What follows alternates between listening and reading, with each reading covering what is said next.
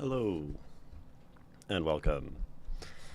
Not a writing stream today.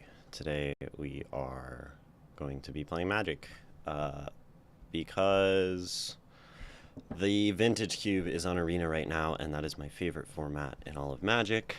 And I'm gonna try to be playing a lot of it, and I often enjoy playing Magic more when I'm streaming it because I can talk through all my decisions, and honestly, I think that makes me play better.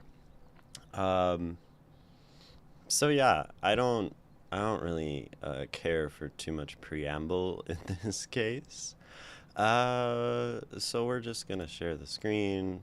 We're just gonna go over here, and I want to get right into it. We're gonna be doing not the traditional, because this one's a bit hard to like go infinite on with gems. Even though I do like getting the oh, this one doesn't even give you the play-in points. Definitely shouldn't be playing this format.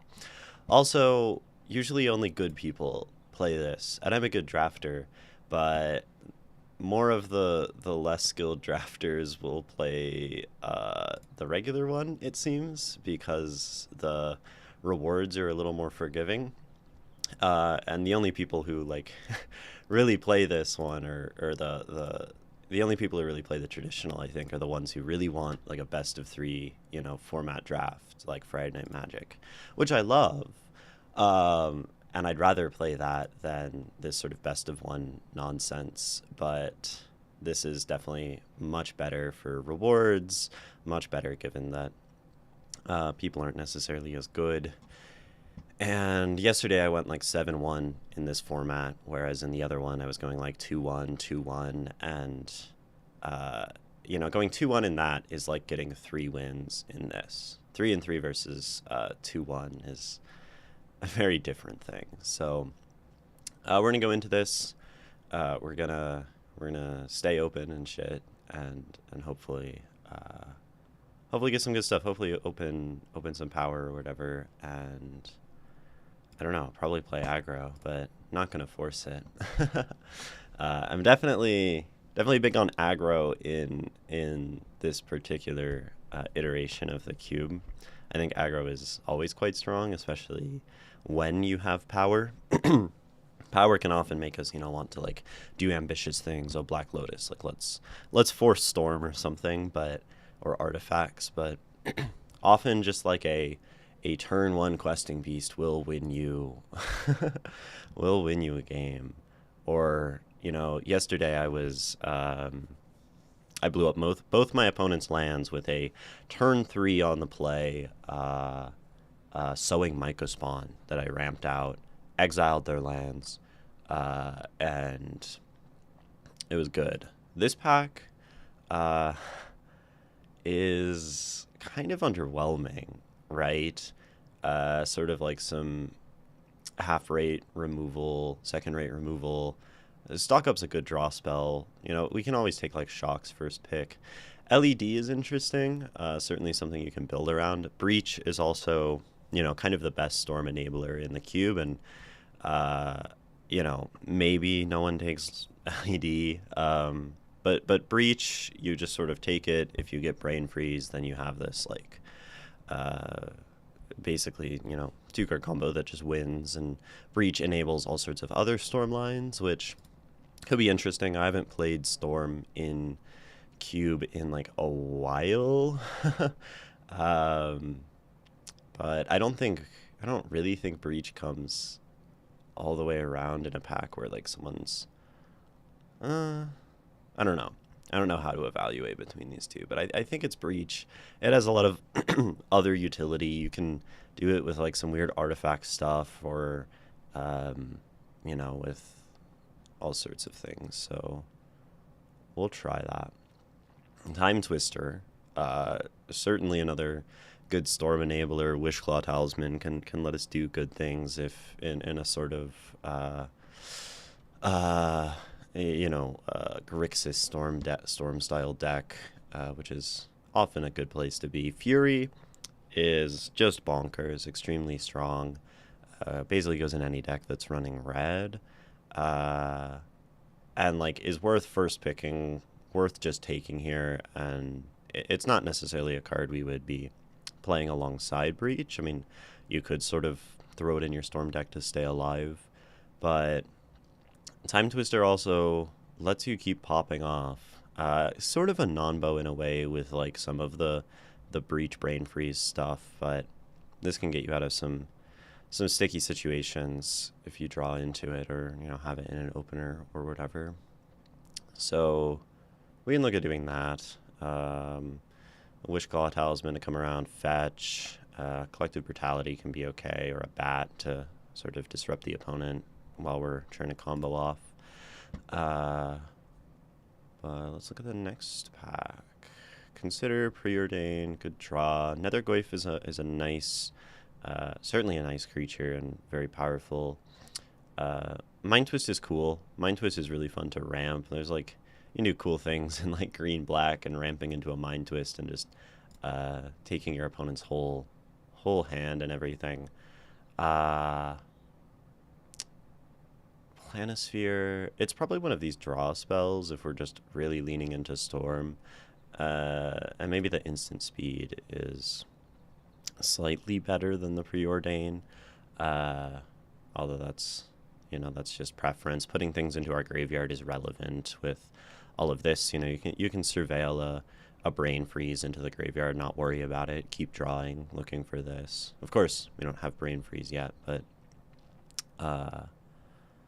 there are lots of things we could potentially want in our graveyard more than in our actual hand.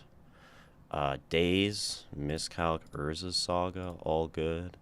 I love Days. Days is really excellent. Free counter spells, right, in a format full of Reanimator and turn 1 wins and like random, you know, Greater Hoof Behemoths can really be a game changer. DRC definitely helpful in our pursuit of digging through the deck, putting things in the graveyard, though it would probably be unwise to play too much around Breach right now until we know we have like solid payoffs for it. So it's probably Days. Hi Nikki, welcome. We're playing the Arena Vintage Cube, so all the powerful cards from Magic's history, not necessarily just recent ones. So although this whole pack is pretty recent because Wizards has a way of printing powerful stuff in very recent sets. And we're like maybe looking at a sort of Storm-like deck. Underworld Breach is a more recent card that lets us cast things from our graveyard, and that can let you, you know, infinitely loop spells and win the game pretty much on the spot. Demonic Tutor can be good in the Storm decks, right, when we're looking to find specific payoffs and pieces, or just in blue-black. The Thought Monitor, the Trinket Mage are, of course, more leaning into artifacts, which can definitely involve themselves in Storm, right? Artifact Storm is a very, very, very real thing. Storm will often run various little artifact things, but like Trinket Mage could definitely grab like a Lion's Eye Diamond, which we would hope comes around, but it would certainly be a bit ambitious. Echo of Eons is great out of the graveyard when we're doing all of this other stuff. So we're looking to be a pretty graveyard involved Storm deck, Flashback, Echo, Eons. You know, we would love the Brain Freeze, of course. If we build around putting things in the graveyard, we can definitely run Breach without something like that. It's a little bit difficult. Maestro. Whenever you guys an instant sorcery spell, put a 1/1 counter on this creature. If 5 or more mana was spent to cast that spell, add an amount of red equal to this creature's power. So we're obviously playing a lot of spells. We've only taken non-creature spells. And there's an argument that like playing Molten Core Maestro with Considerers and Tutors and whatever and Wheels is just going to win the game. Because it's a threat that the opponent has to deal with.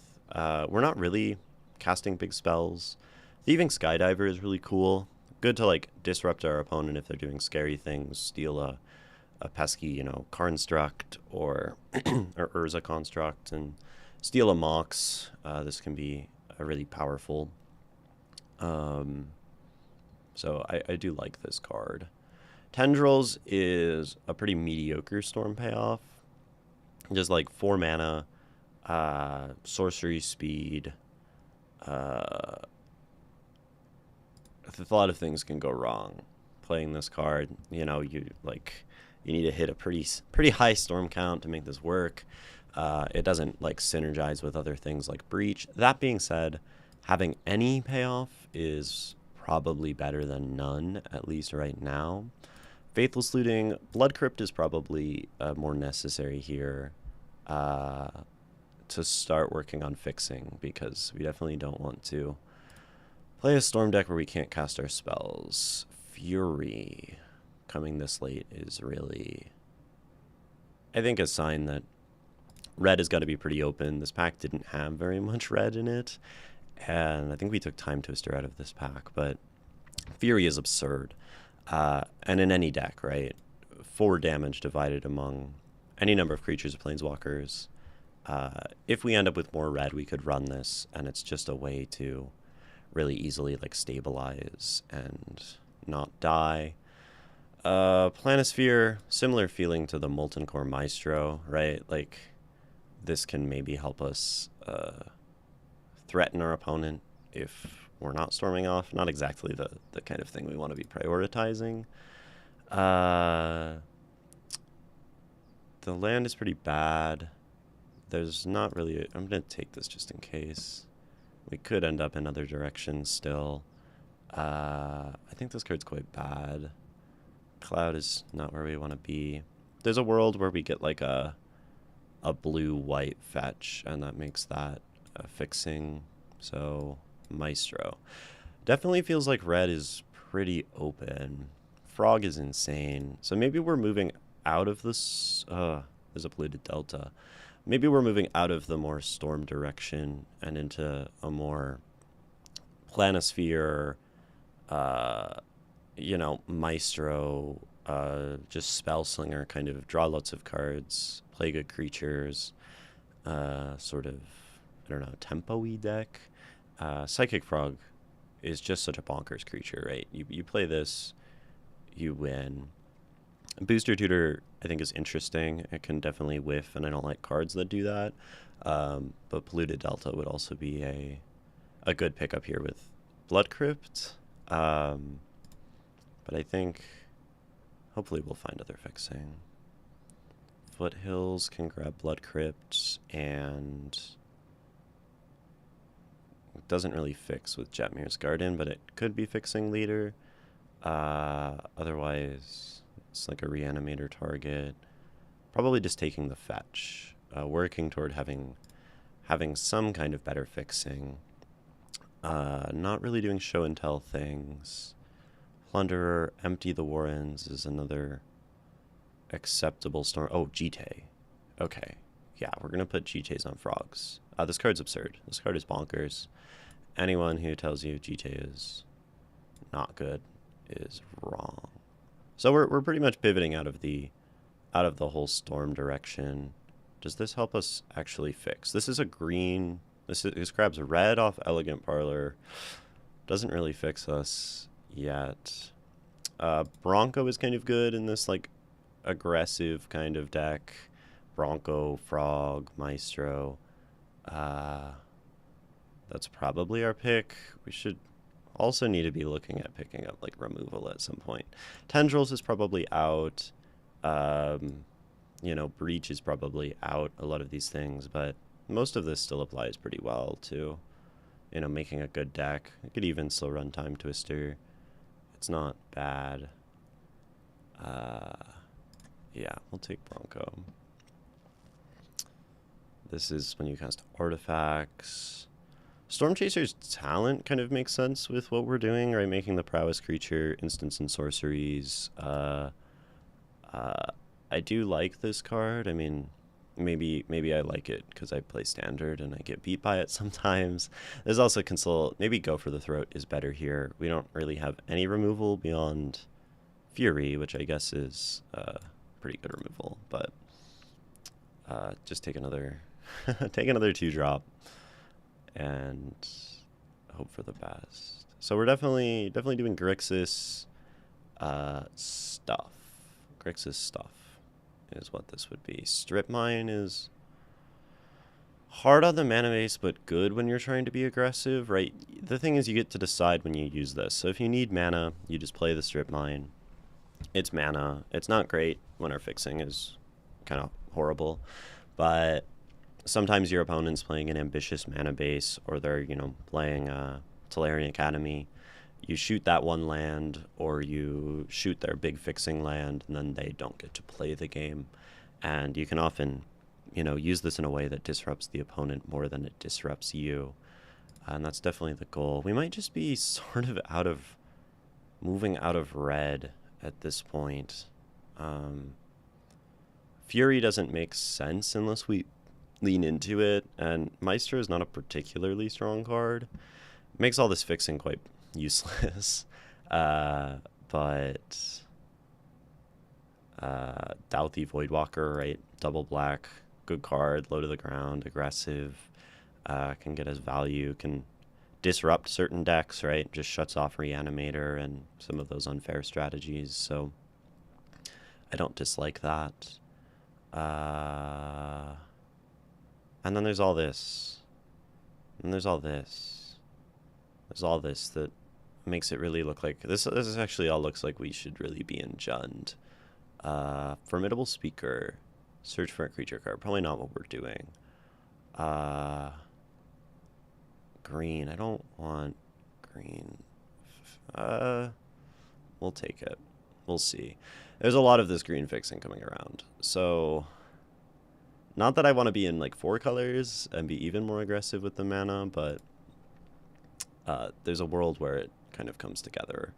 Magda helps if we can play her right. Swings, makes treasures, kind of does fixing things. We have all this like random white fixing. Okay, we definitely want to be in red. There's a lot of red happening. We can sort of use treasures to help us out and not suck. So maybe that's the direction we're going. Very, very confusing draft. It feels like we're being pulled in a number of different directions, and none of them are really where we want to be. Galvanic Discharge is fine. Removal. We don't really have artifacts. We have Jite. I'll take Discharge. I guess there's actually a world where we run Kavu. Really need to like lock in this pack and navigate our way to a good deck, because this is really awkward. But I mean, we have lots of very strong small creatures, so it's not necessarily horrible. Bone Crusher Giant is nice, flexible, useful. I like this card. Cradle is way too ambitious, right? None of this is...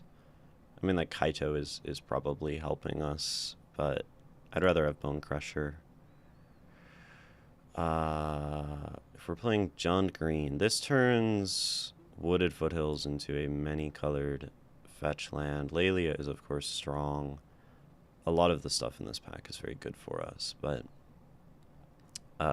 yeah, this turns Wooded Foothills into a blue-red fetch land, which definitely helps us out a lot. I don't think the deck is actually, like, too bad if we find better fixing here.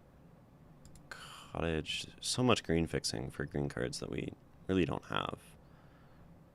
I mean, maybe there's a world where we're running Lotus Cobra just because so much fixing here for green, and that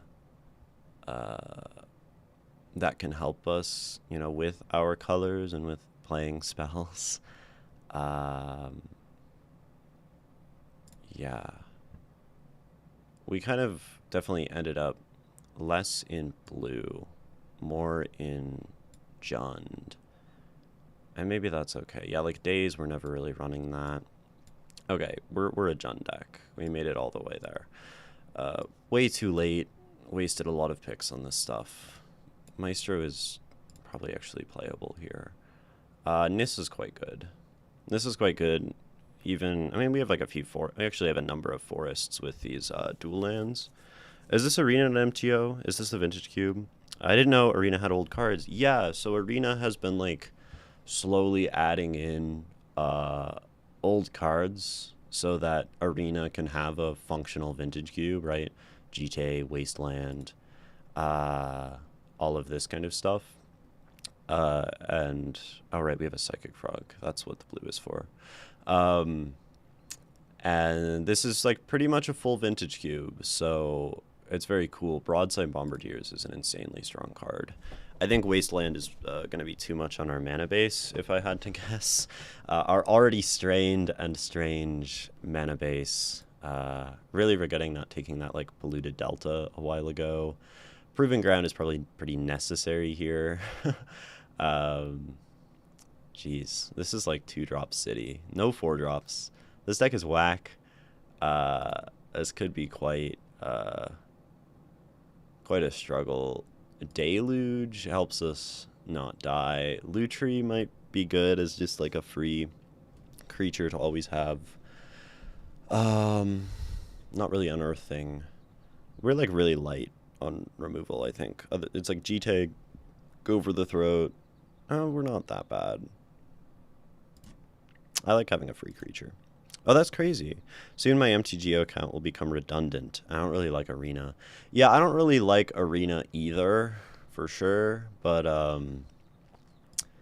I play on a Mac.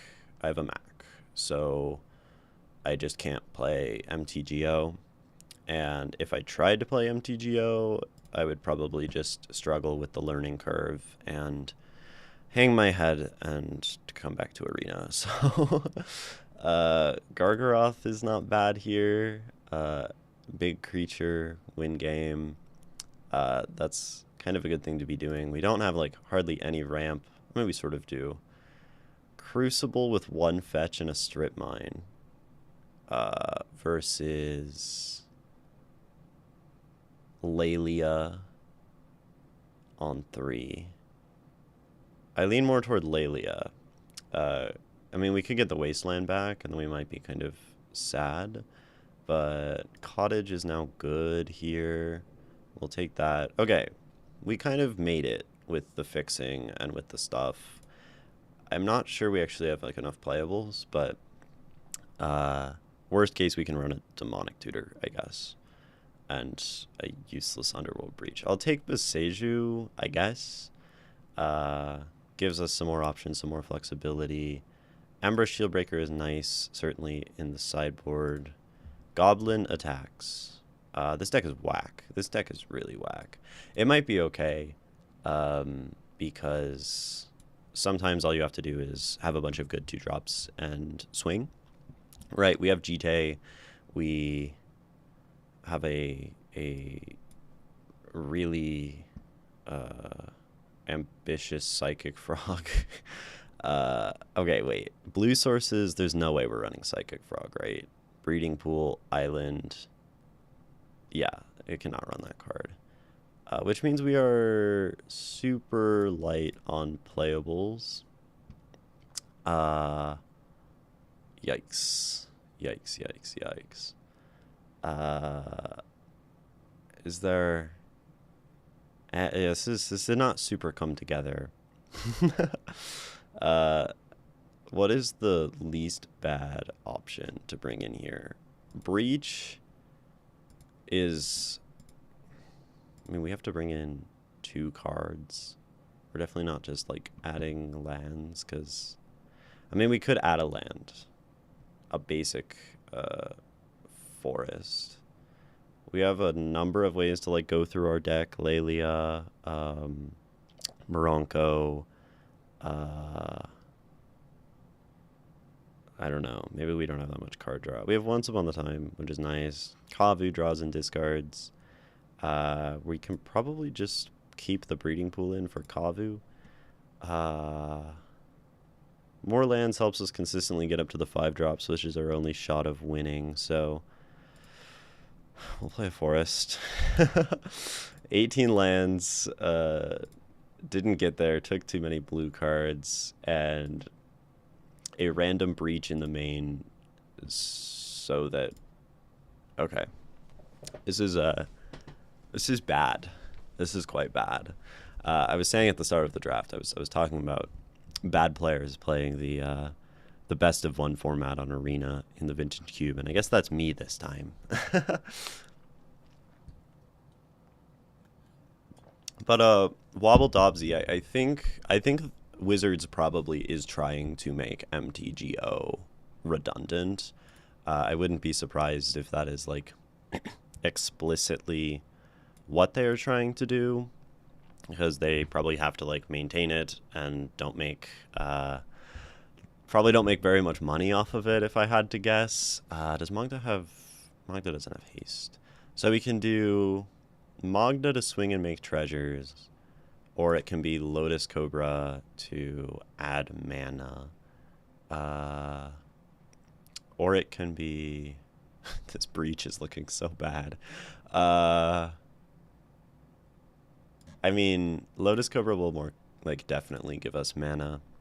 I have 4 mana next turn and play Bronco Magda, and I guess we're playing the game at that point. Yeah, I'm sure that's what they want to do. Just thought I had more time. Didn't know they had Vintage Cube cards already moved over. Yeah. And I mean, I'm not sure that Arena will ever be able to have... Ooh, Generous Plunder is kind of sick. Looks like they're doing artifact stuff. And he pings your opponent for the amount of artifacts they have. We'll add red. We'll play a Plunderer. We'll play a Magda. This is nicely aggressive. This is not a bad start by any means. Maybe arguably a Bronco is better there to like draw cards. So at the beginning of your upkeep, create a treasure token. When you do, target opponent creates a tap treasure token. Whenever this creature attacks, deals damage to defending player equal number of artifacts they control. So this is swinging for 4 right now. That was Menace. That's kind of sick. This card's cool. Would love to draw Broadside Bombardiers and just win the game next turn. More artifacts? More artifacts? Hell yeah. So they have 2 blockers. If we give them the artifact, we just ping them for 5. And we're swinging in. And then if they want to double block here, that's fine, because they're down to like 9 life. I feel like we just be aggressive about it. Douthie Voidwalker, sure. We're just playing 2-drops.deck, it seems. That we can't actually play both of these. So Douthie before combat, so that if they block Plunderer... Oh wait, I can play them both because I'll get a Magda treasure. We just swing. Deal 5 damage to them. This card is cool. I've never played this before, but like, it definitely works. That is...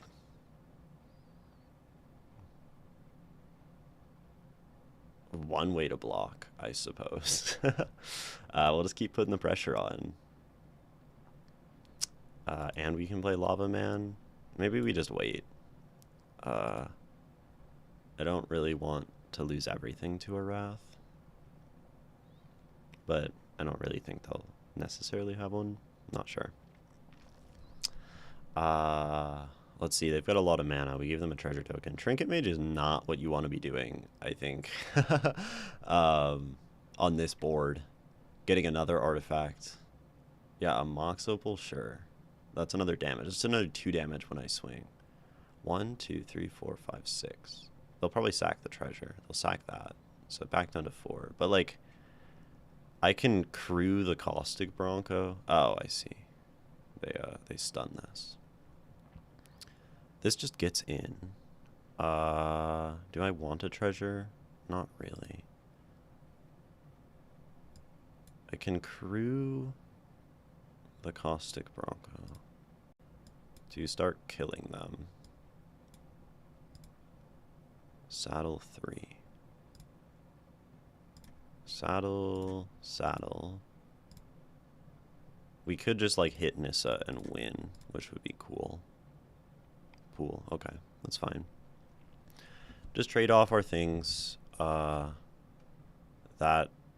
Trinket Mage grabs a 1-mana artifact. I think all we have is a 2-mana Jite to get, so that's not super useful. Oh, but we can also... You choose 1. What's in here? None of this is super great for us. I don't really know how they're getting out of this, though, with Unblockable Douthie and just Generous Plunderer being on the battlefield. And even if they kill it, I mean, I guess there's a world where we could, like, breach back a Plunderer. So now they're dead when I attack. Wheel. That's ambitious. I mean, I guess what else are you doing, right? Discharge Giant, so we can, like, kill some things. So they're trying to, like, storm off, but they're out of mana. I mean, they have 3 more mana. There's no... You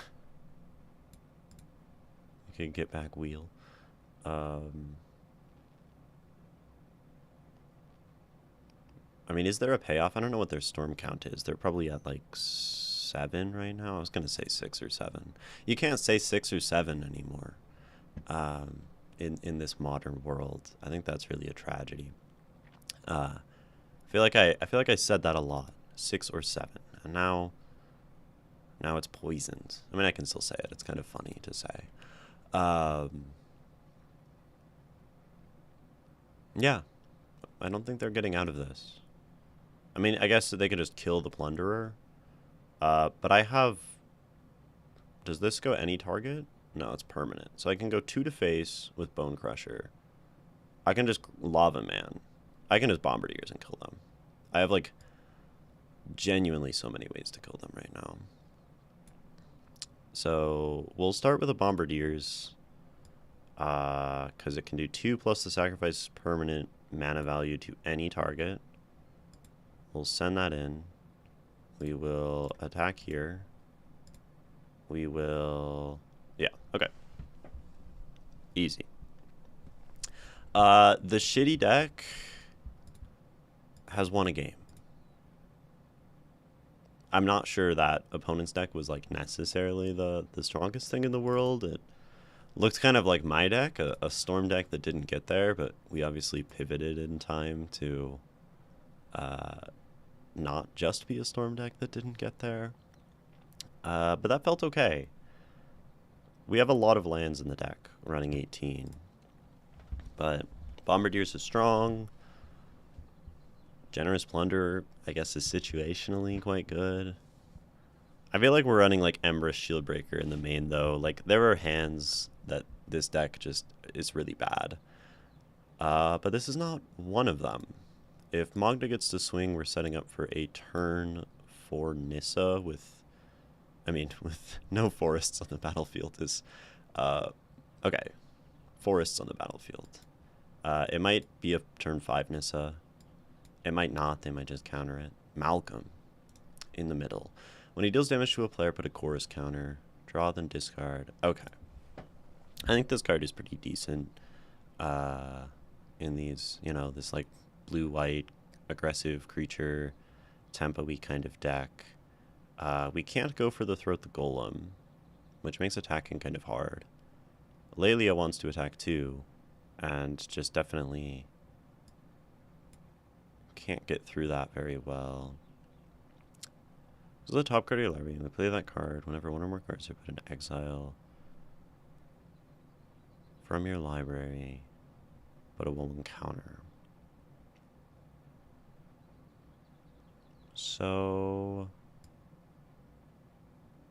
maybe the question is, like, get Lelia down or just, like, Once Upon a Time. I think I'm just casting Once Upon a Time. I can hold up Go for the Throat, though.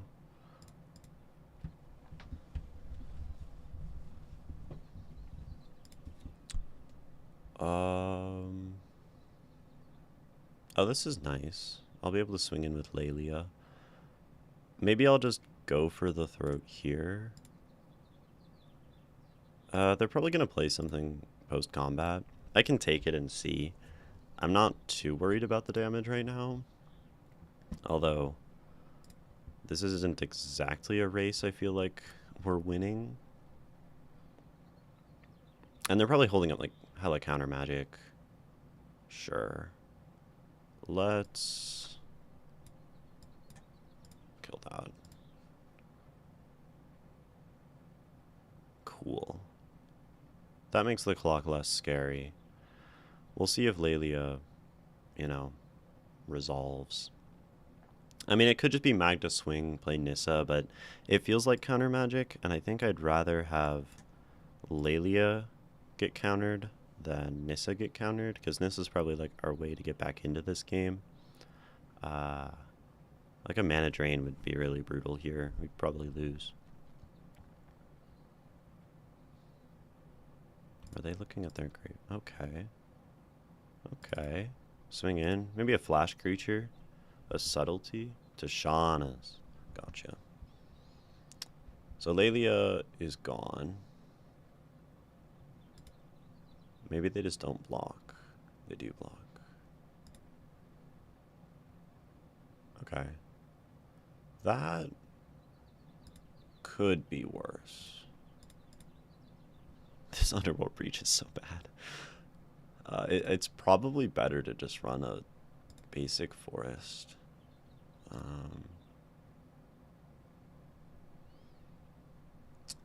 Once upon a time.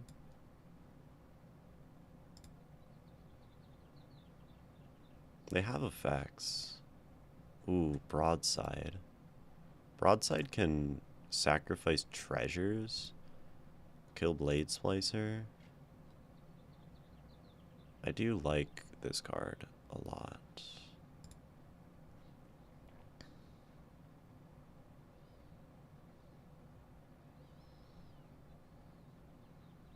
What are you doing? Did they have like a consult the star charts or Kavu? That's a good blocker. A 3/3.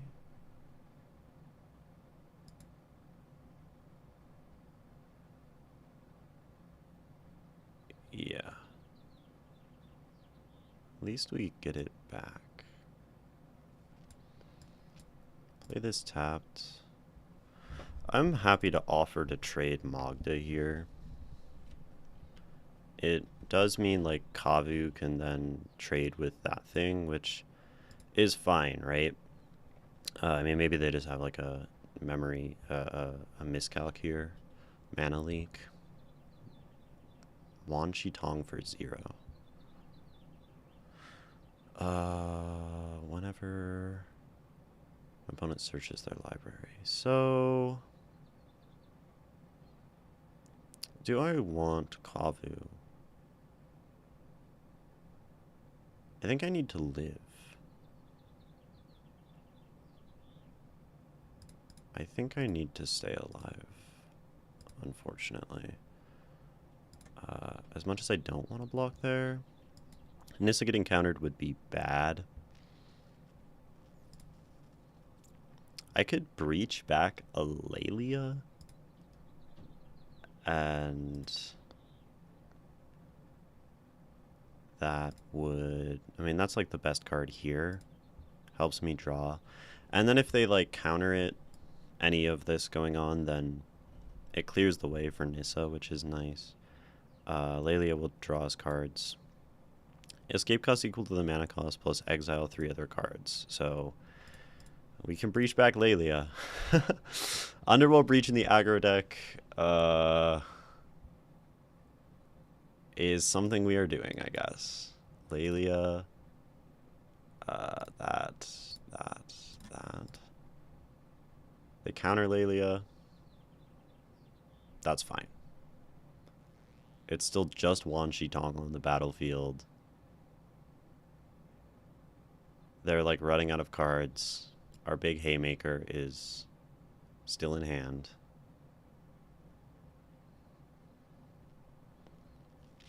Yikes. Not ideal. Not ideal. We're not dead. That's good. We are not dead.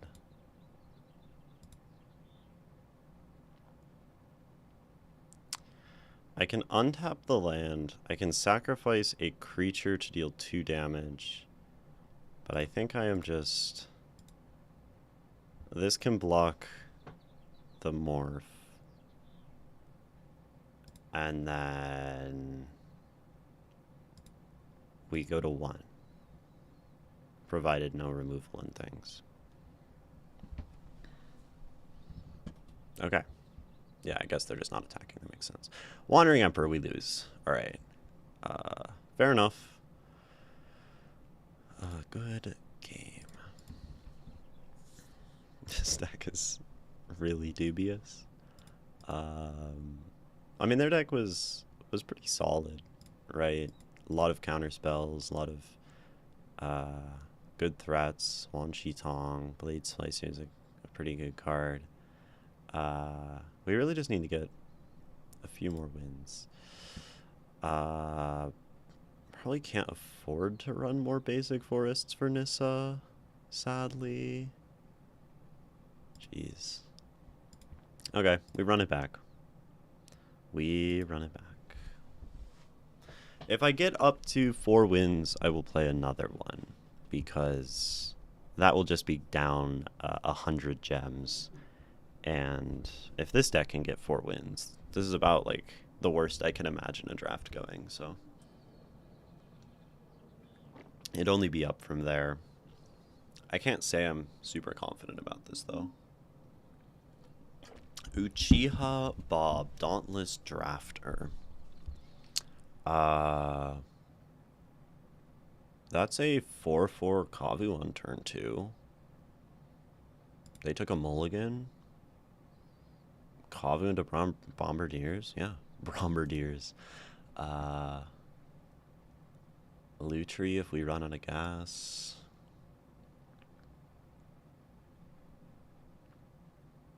Bobble. Sure thing.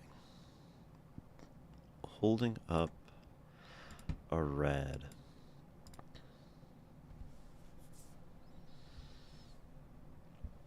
They crack Bobble. What do they see? Hopefully a land. Yeah, of course. But this is like out of range of Lightning Bolt, out of range of like everything. They're just playing an Inti. Jeez, and Fury. Okay. I forgot we had Fury in this deck. I can get behind this. If they do anything absolutely crazy, we can evoke Fury. I don't know what would constitute crazy enough to do that, but otherwise Kavu's swinging, drawing his cards, being huge, putting stuff in the graveyard for Lava Man, which is very relevant. I'm not sure. If we find like a spell, we could activate Lava Man next turn, but it looks like that's probably not happening. We'll go to combat. Swing. Discard a card, draw a card. Don't need these basics. What do you got? Hole Breacher. So, Evoke Fury is just 2 for 2. Lets us draw our card. So, we hold control. We let that come down. Can I not evoke? Oh, this doesn't have flash. That's right. Okay. I mean, that's... discard a card if you do. It's not a may because I chose it. Sad. That's okay. Like, it could be worse. We still get to play Broadside Bombardiers. And I don't think Evoking Fury right now makes very much sense. Like, we're getting pretty close to just hard casting. And...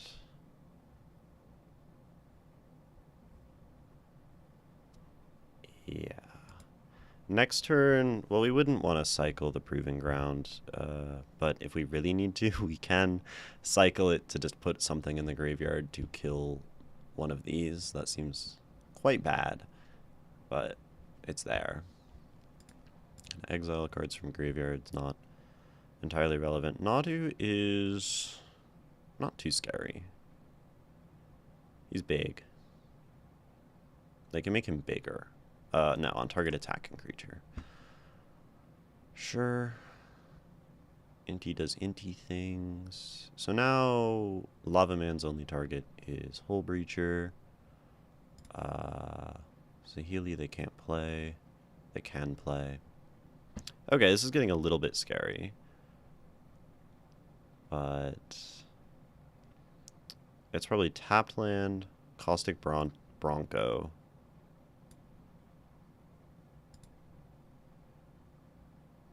Swing, Kavu. I could sacrifice the Caustic Bronco to Bombardiers, kill Nadu.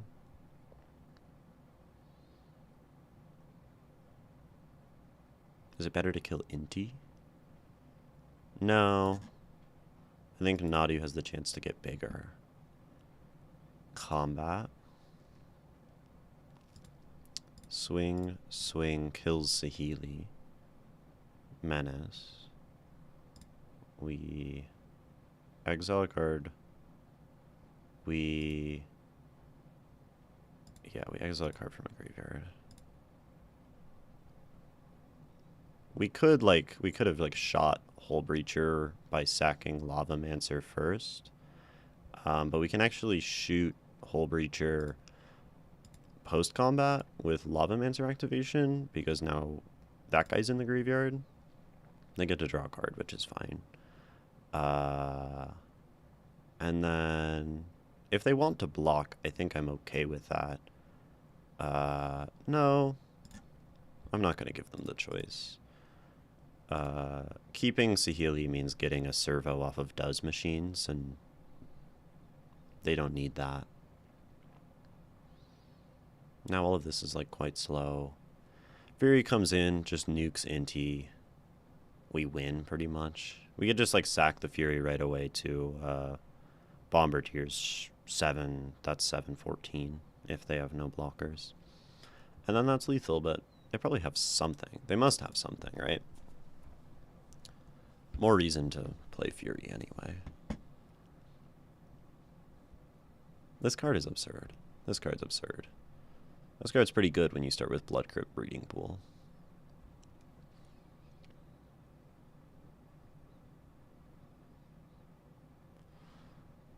Three mana could let them Does machines, but that's not gonna help them. Oh.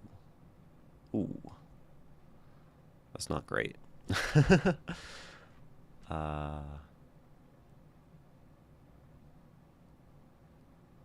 These can't block. I don't know if they have anything beyond like Does machines activation.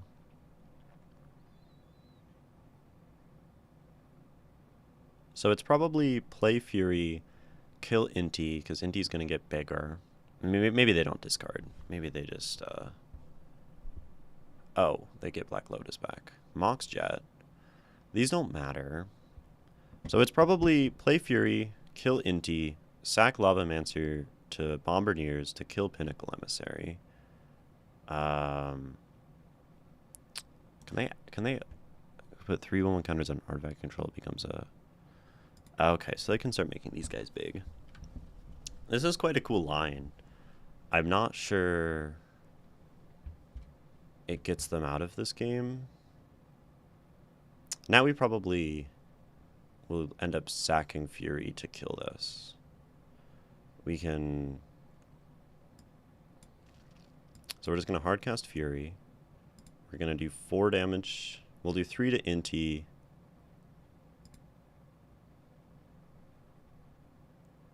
And then the question is 1 to here, 1 to face. Probably 1 to here. Submit 2. 3 damage. Swing. We will not draw discard. Time Walk or Black Lotus in the graveyard? I don't want them getting back Time Walk.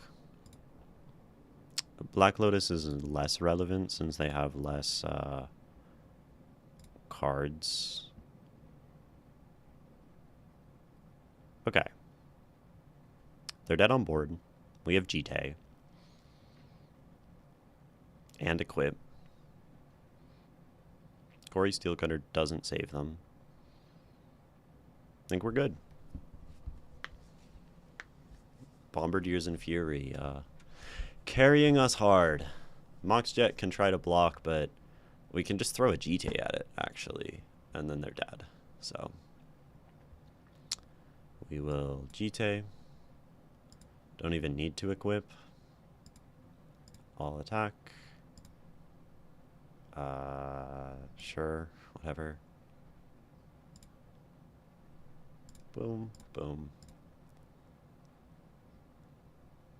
GT in the cannon. We win. Alright, that's 2-1. So halfway to close enough to breaking even, and we're almost to the illustrious tier of platinum. I think I've gotten to diamond in limited before. I think if I played enough, I could probably hit mythic. Not that that really means much. It's just sort of like the grind. If I started like streaming this a lot, I probably could, but then it's a matter of like having the gems and you know, I mean, I guess if you're good, you go infinite and you have the gems. So I got enough gems to get this season's like mastery pass, so I can pretty comfortably like go infinite, only if you control a swamp or a forest. So that works. We go tapped land, Verge, turn 1 fast bond. Isn't always the scariest thing. Yeah. Could be worse, right? Parlor? No. Commercial district. Probably don't need more lands than we already have. That one is untapped though, which is sort of nice. Shadow Spear. Okay. So that's scary. We want to probably Magda and look to get a fast Elder Gargaroth. Next turn is maybe slower. We just like swing, use a shield breaker on a Shadow Spear, and we're not in too bad of a spot. Pentad Prism. Take 2 damage. Gix. Gix is kind of scary.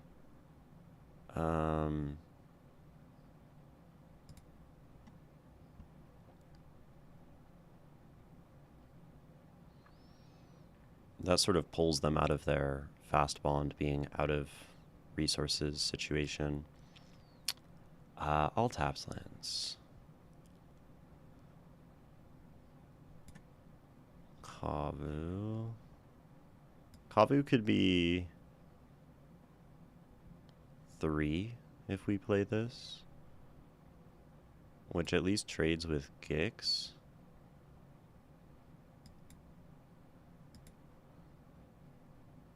I think otherwise we're just holding back. We're no longer swinging with Magda, unfortunately. As much as I'd like to Shield Breaker, Shadow Spear, I guess that sort of would make my blockable. But that would involve swinging, losing Magda. Hey, Kutara. We're playing Magic. We're playing the Vintage Cube. Okay, so they're just swinging with my, which is pretty chill. They're going to draw cards. That's bad. But Shieldbreaker can be like a chump blocker. They're re-equipping, which is cool, because we're just going to get rid of that. So there are a number of things we can do here. There's like, play and equip GT. Get GT counters. kill Gix. That's good. There is shock in, swing, just play Elder Gargaroth, which gains his life and does lots of good stuff. Or there is blow up Shadow Spear, swing, play and equip GT on blocks. If we play Mortuary, that's just a 4/4. There's also play Mortuary, kill Shadow Spear, play GT. Do nothing. Play defense. And this is good. Keep Nissa on top. Maybe I don't want to play 2 non-creature spells, so it's just play Embra Shieldbreaker as another blocker. That's probably a good idea. Try to avoid playing the non-creature spells while we are at 9 life and Mai is still on the battlefield. We wait, and then next turn is... Well, next turn it can be just play and equip GT, start gaining life or killing things. Either way, I think it goes pretty well. Or it's probably not... I don't want to shock. I'm going to play a tapped Cottage. I'm mildly scared of them just having removal and losing when I try to equip GT. So it could be swing with Magda. Then I should have shocked. Magda can still be fodder. And we can get a Gargaroth. And then even if they... Who knows, maybe they'll be afraid of like a combat trick or something. Cool. Never punished. Boom. Okay. They don't immediately have a way to kill Gargaroth. They very well could in this 5 cards they're drawing. Next turn, we'll definitely play and equip GT almost no matter what.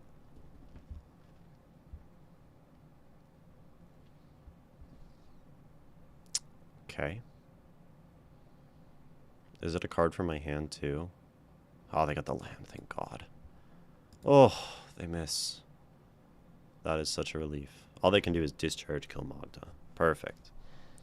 And they have to take 2 damage for it. Gargaroth beats Crab, so... We are...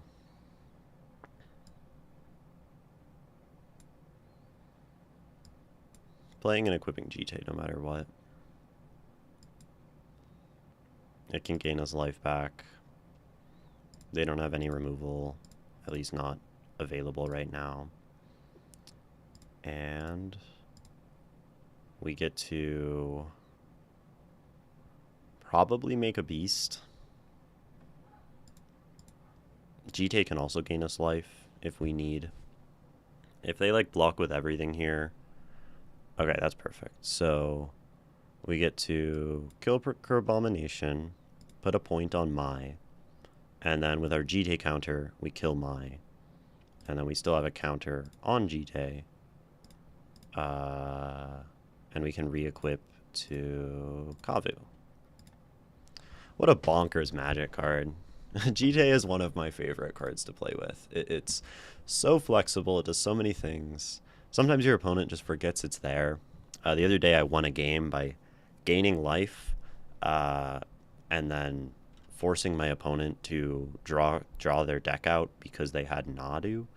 And then the gaining life, they didn't realize I wasn't dead on board, so that was a cool play. So now it's Nissa or Fury. Fury, kill Gix.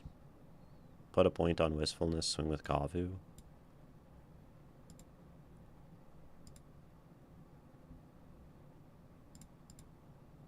Yeah, I think I will put 1 on Wistfulness so I can swing. Not that I'm discarding and drawing, but... Geez, Fury has Double Strike? Who designed these cards? Abomination's like the scariest thing in their graveyard. Cool. Dude, I will trade that for that any day. Fury on board, Nissa in hand, man land. They're actually just dead to... Well, they're dead on board. They need to do something.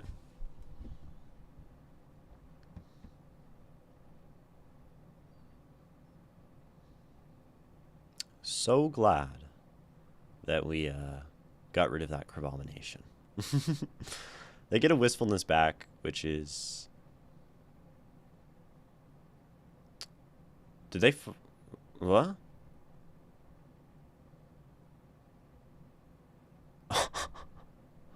Oh, poor opponent. Oh, you sweet summer child. If I animate this, it's a forced block on Fury / Cottage. Well, if they block Cottage, it's a forced block on Fury. They trade. We're just gonna Cottage it up. If we do Nissa, is it still a forced block on Fury? They block that, 3/3. It still is, but I like the food token is the thing. Ba-bam. Oh, and I get an exile card from a graveyard. Badass. That's you being dead. I like the play. I like the play. I respect it. Okay.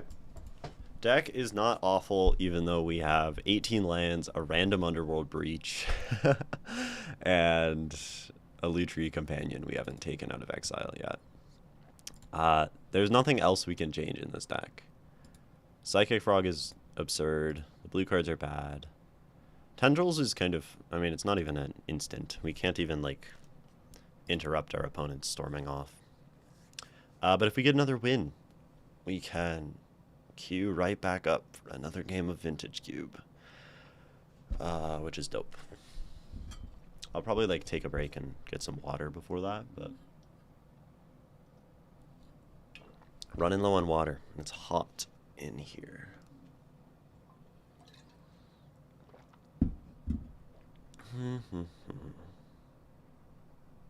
Okay. Currently waiting.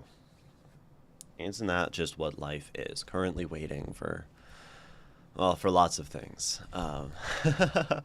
Ultimately for death.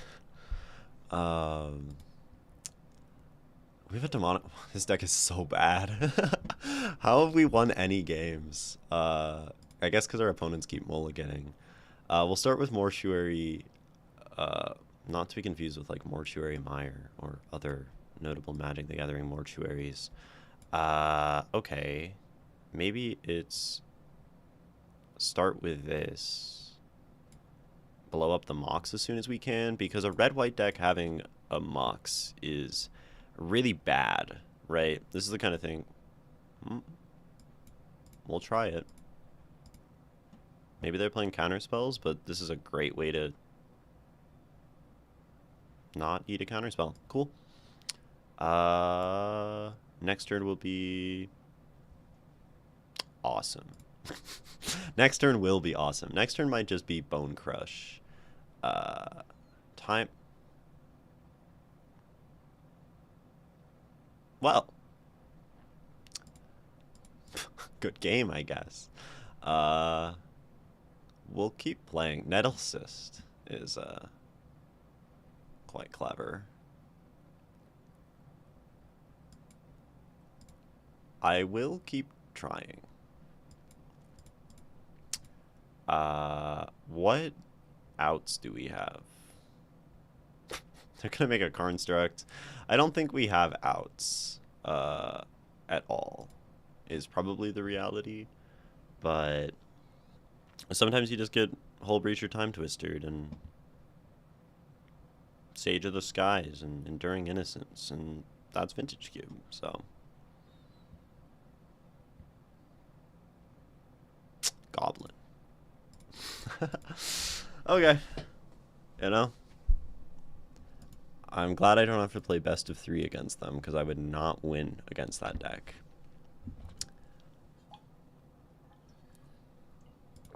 Game 6, for all the marbles, or at least for the 4th win, which is the one that matters. Getting 3 wins is okay. Airsick Lowlander? That's a Brandon Sanderson reference. That's a reference to Rock, the big guy from the mountains who calls people airsick lowlanders. I wish I had like a thing that was like nice name. I can say lands, am I right? But I don't think that will communicate my intention. This hand's badass. I would happily put a GT on a Lavamancer.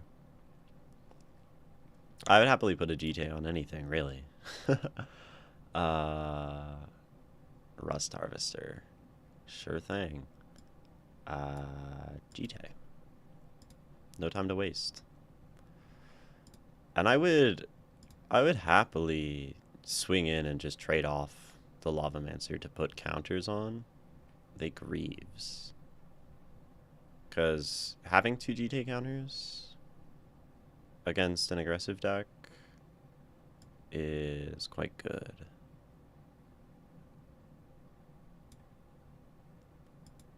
Yeah, this can like game me life. It can put this out of range of removal. It can kill the next thing they put down. I like this. We're doing 1-drop and equipment mirror match. I think I'm better positioned in this. Rust Harvester is I played against this in an Edge of Eternity's draft, and their deck was well built, and they just absolutely destroyed me because I couldn't play any creatures because they had artifacts in graveyards. So if I played them, they would just ping them down, and then I just wouldn't, you know, be able to play. So this card's scary, but probably not in Vintage Cube. Honestly, it's pretty low power. I would love for them to like throw a lightning bolt at this. Obnic Silas. That's fine. We can... I guess we can't... Okay, they're not making devils. Decline. So I can just swing at Ob and kill him.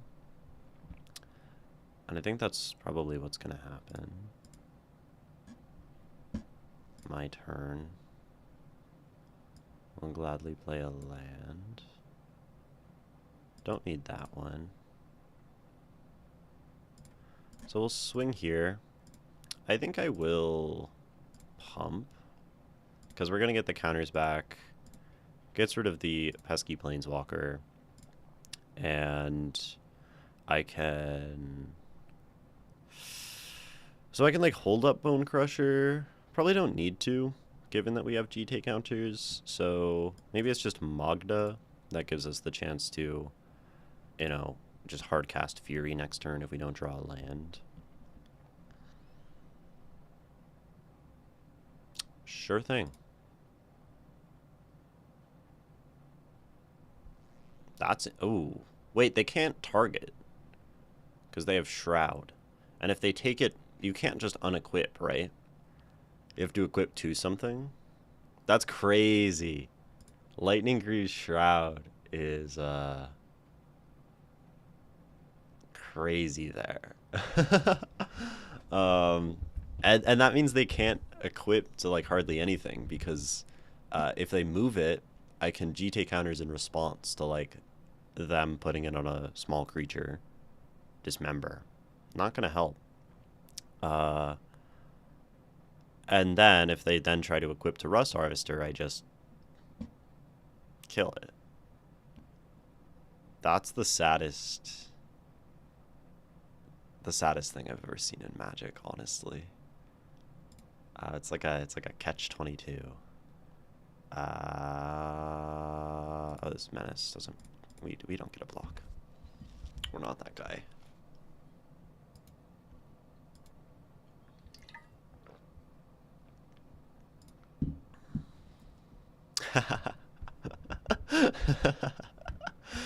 Oh, it's funny. We will keep the Boseiju in hand. Swing. So they get to stop me from getting GT counters this turn, which is pretty nice for them, I guess. But I just get to hold up everything. I can even play Bone Crusher and still hold up removal. Because we have the Go for the Throat. Go for the Throat notably does not hit Harvester, but GT does, so I think we'll be okay.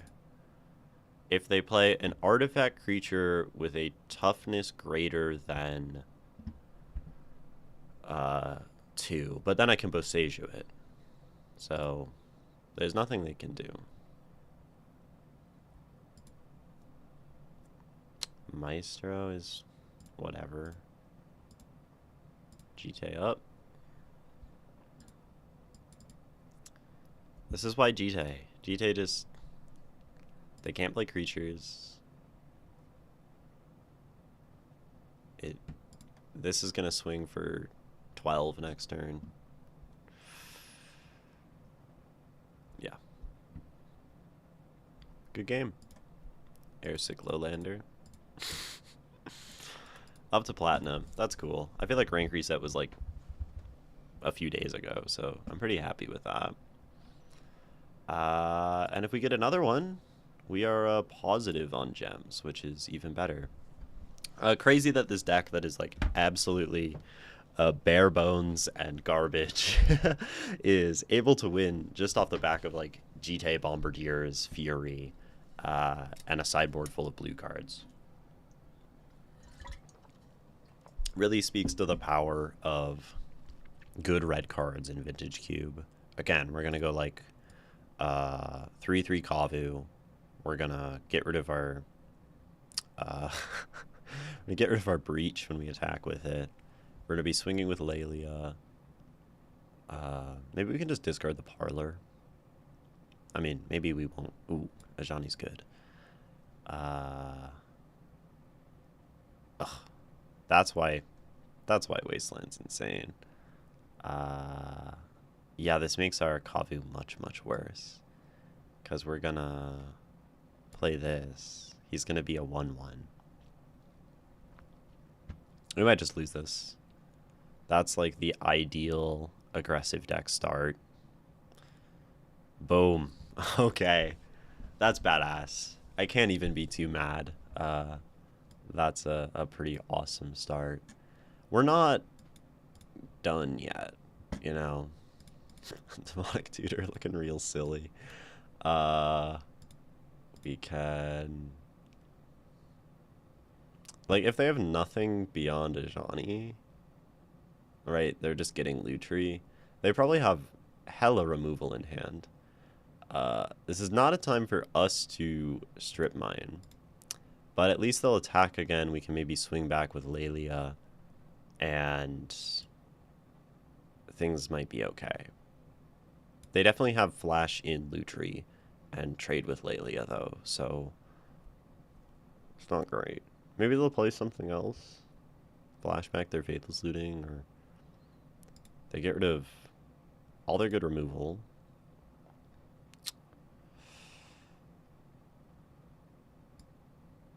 Play Lelia, don't attack is a pretty bad line, but it's the only line we have, so we'll play Lelia. If we attack, we exile, we get a counter, we trade with Lutri. I may play that card this turn. I'll wait. It can block Ajani, so that's having us take less damage. They're going to kill it, though. Their deck is just gas. Oh, the Dark Ritual was for, I see, for Talisman. That's a cool deck. Lutri, double expressive, pop off. I would love to be able to like strip mine the Triome. I mean, their domain card is in the graveyard now, so it's not a huge deal. I don't think there's that much more domain in the cube. maybe I'm doing nothing else. They got rid of all of my colors that I need. So March of Otherworldly Light. Badass. Maestro. Just an instant or sorcery spell. Well, we can play Maestro.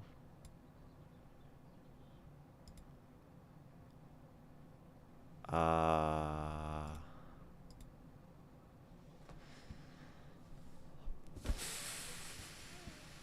not attacking because then they get a Johnny. So Strip Mine is not helping me cast anything here. The limit is double green, green, black. So I could strip their Ketria Triome. I don't think they're like ramping up toward anything huge with Ancient Tomb.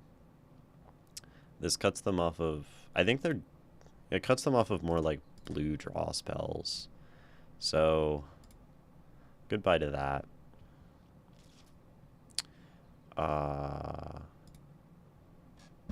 As sad as that is. I mean, now we're going to draw some, I mean, there aren't even 4-drops in my deck.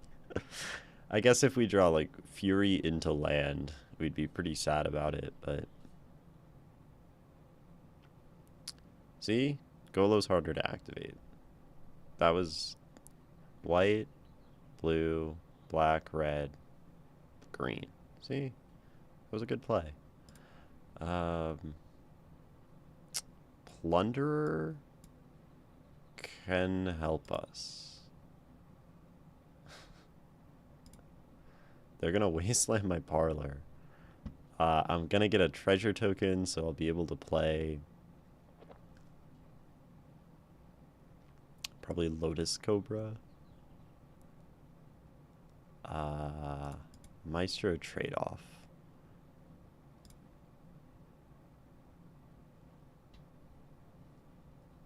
We are not dead yet. They're just gonna shoot me in the face. Okay, they're running Breach. Their deck is what my deck is supposed to be. That's an okay way to lose game 3. They get 2 spells out of graveyard, so they can like Binding, Vindicate, or something. That's really greedy. That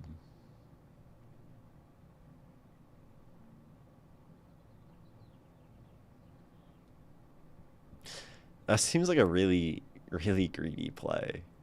Rather than like removing my guys and Lutri? Is it just me or... Oh. I see, they wanted the red perm, sure. Makes sense. That's a good line. I take back everything I said. We got 4 wins with a terrible deck. That's pretty good. I think I'm going to take a break. A brief break. And then we'll come back. And we'll do some more, I guess.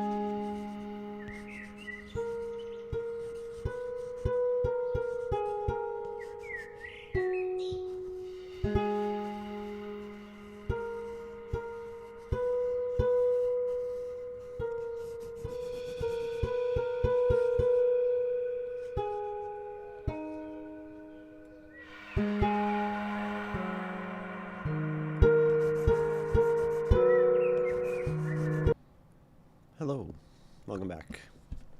We are playing more Vintage Cube. I love this format. It's my favorite way to play Magic, so that's what we're gonna do. Queue right back up. We'll open the packs at the end, I guess. And let's see. I feel like last time the card quality, I mean, we got a lot of the good red stuff, but some of the card quality was pretty underwhelming. And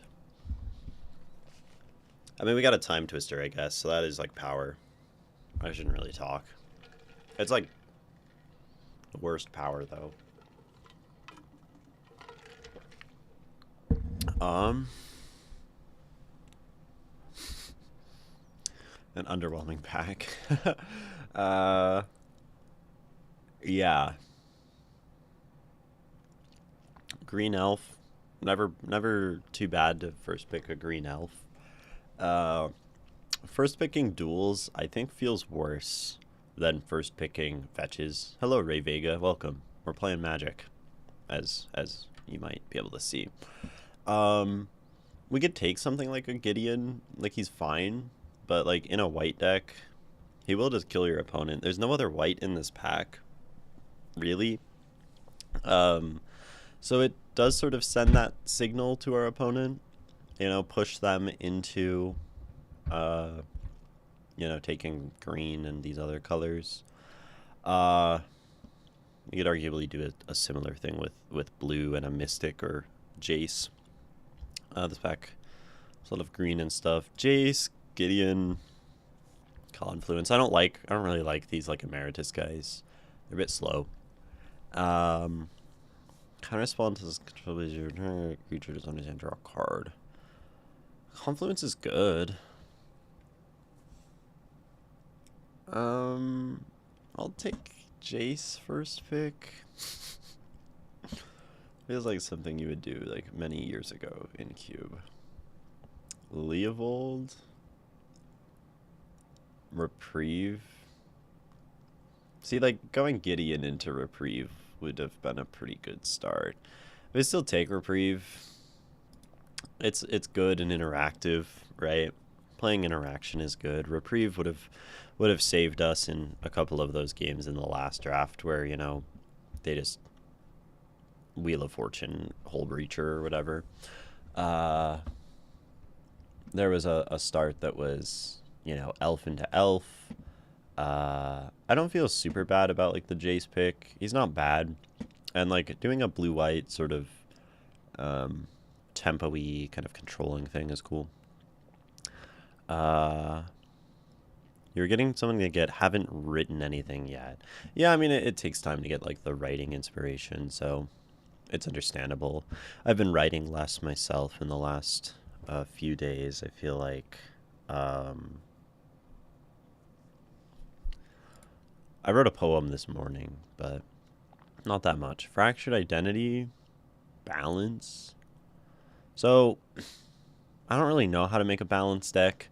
I mean, I think a balanced deck is one where you want to get a bunch of things out of your hand, play balance so they lose their hand, right? Lots of like talisman artifact kind of things, right? Because then you put all your artifact mana onto the field, you don't lose any lands, and then you just balance them.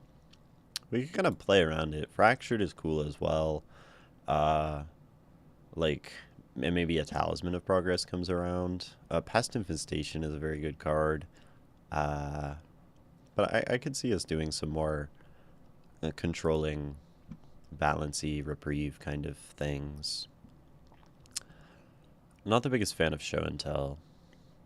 Flitterwing Nuisance. Flying, 2/2, which is really a 1/1. You remove a counter from it, and you get to draw cards. It's okay. Enduring Innocence could be okay. It's not a horrible card. We could just take something else that's, like, good.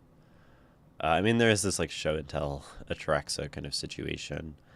I don't like playing Show and Tell and these kinds of styles of deck.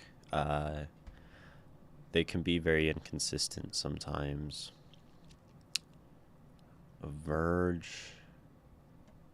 We could try this card, right? Do little things, kind of a fairly aggressive deck. Shadow Spear, Eagles of the North, Leyline Binding.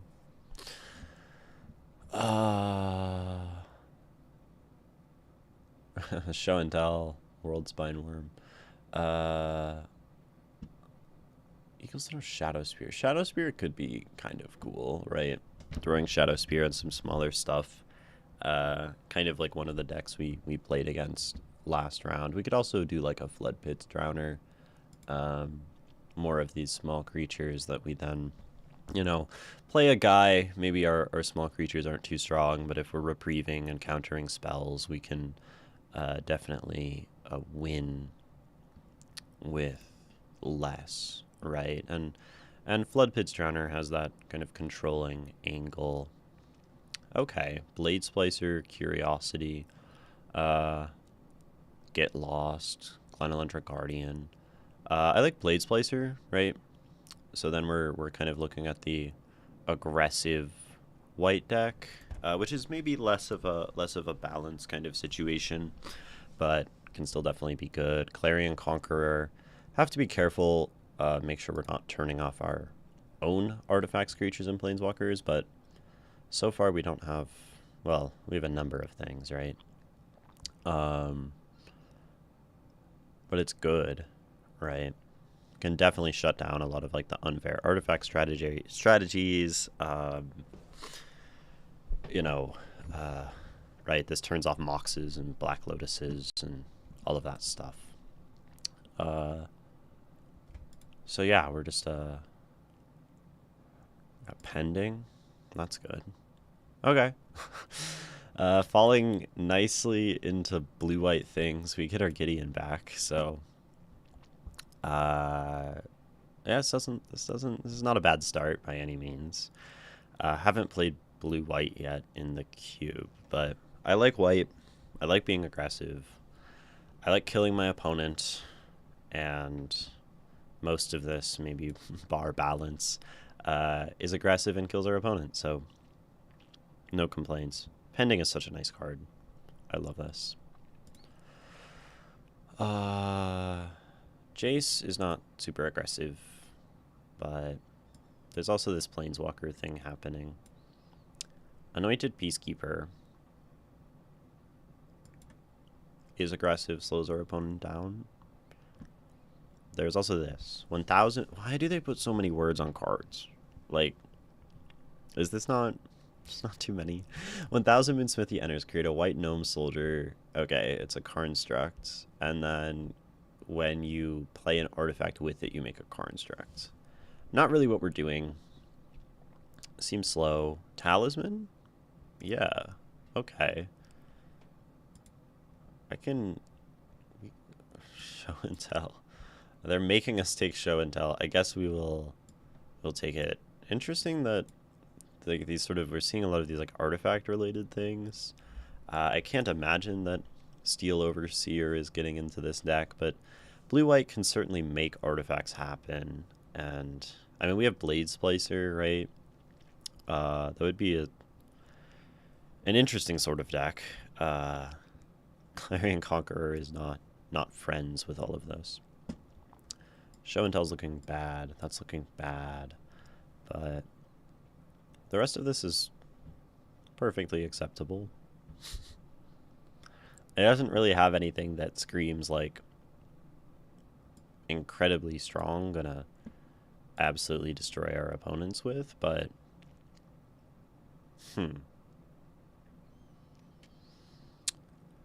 So Tolarian Academy Candelabra is not very good.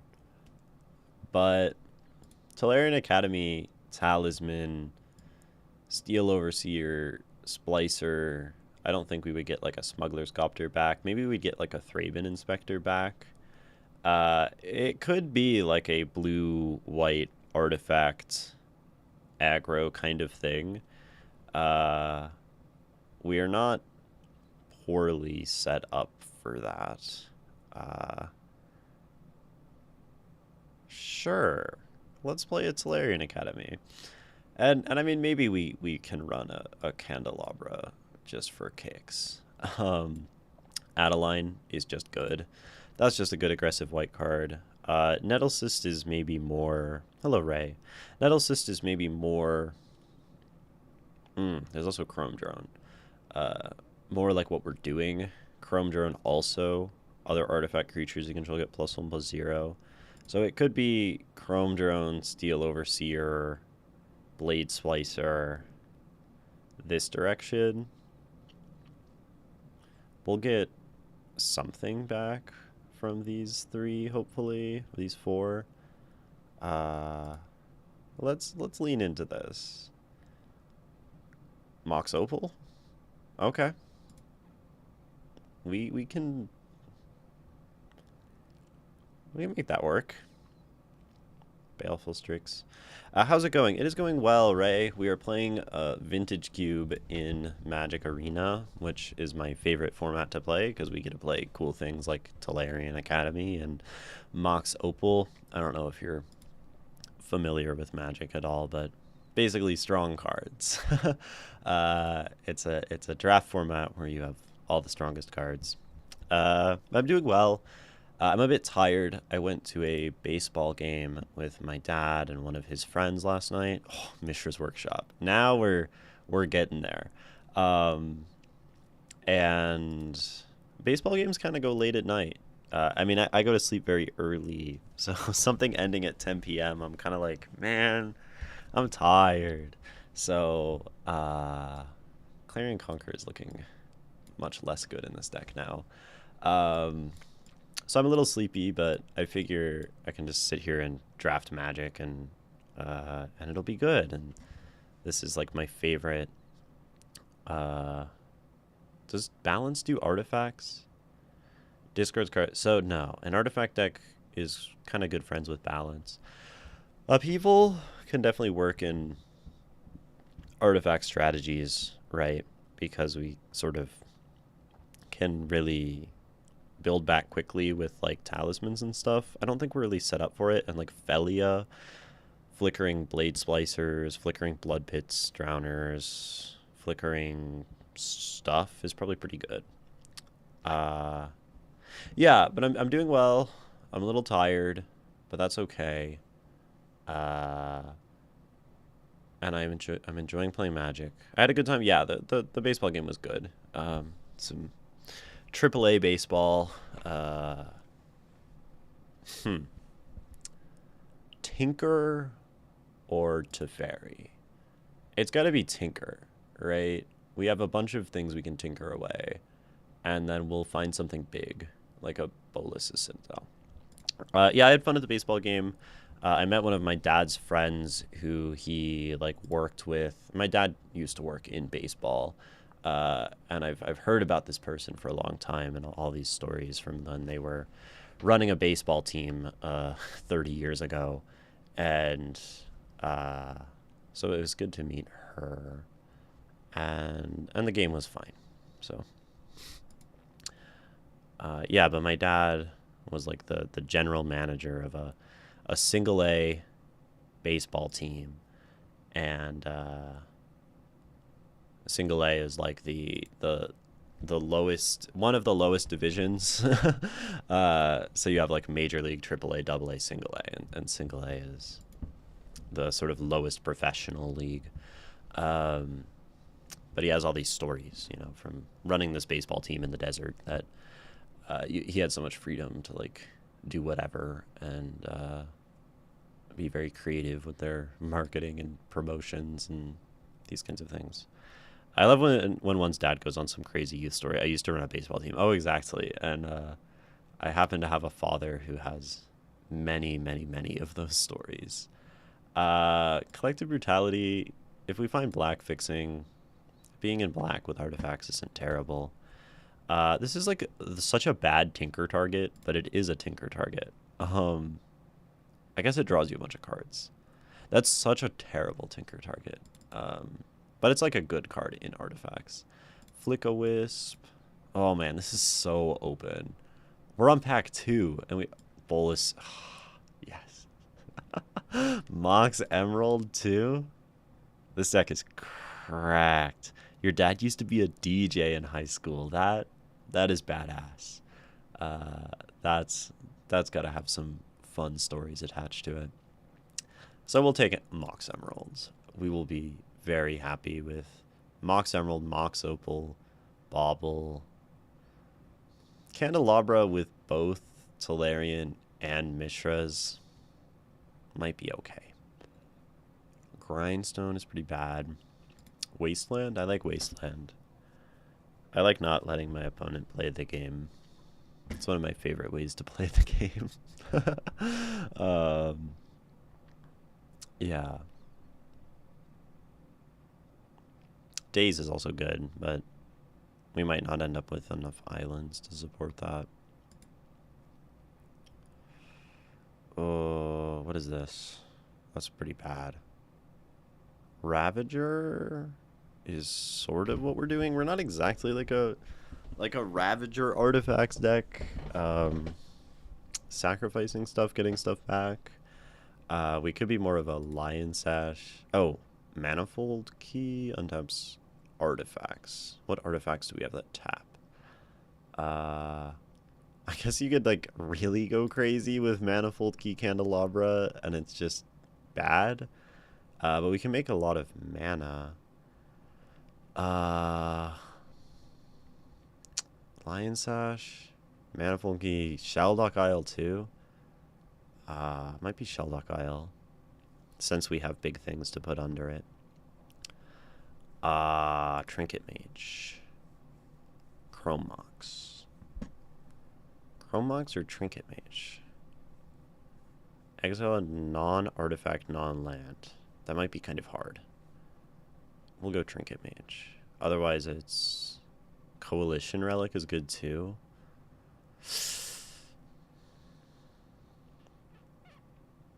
Coalition Relic. With all this mana. Yeah, Coalition Relic with like Mishra's Workshop. I think we want to maximize the amount of artifacts we have. Crucible of Worlds Wasteland is mediocre, but this pack is mediocre, so I don't think we'll see a strip mine at this point. But honestly, who knows? I don't think Painter's Servant does anything. Things are the color. I like how you started with Jace and went artifacts. He's not too bad in this deck, right? I mean, he's not great. Stern Scolding versus Hollowed Fountain. I think I'll take Fixing. Like, he cares about instants and sorceries, but being able to draw and discard stuff, you know, it's okay. We have like just too many cards in this deck. Too many playables. Enlightened Tutor. I mean, maybe if we like, there are worlds where we really want specifically a Crucible of Worlds. Is Felia doing anything? I'm trying to cut things. Elspeth is a just way to win the game. I like that.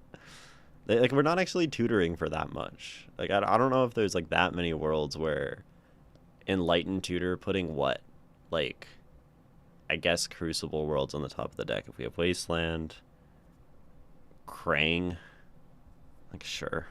Worst Tinker targets in Magic. Spellbomb. Talisman? We'll take another Talisman. Jeez, we have so much mana. So yeah, we are sort of just like talismaning, relicking 3 talismans, opal emeralding into like planeswalkers, which is cool. I have no problem with doing that. We could actually take Lingering Souls, keeps us alive, manages to work with Elspeth, and we can like flash it back off of Talisman of Dominance. This is a hard pick. Ravager or Sash. I think I'm here for Sash. I don't like losing to Reanimator. Trinket Mage, sure. Glad we didn't take that earlier.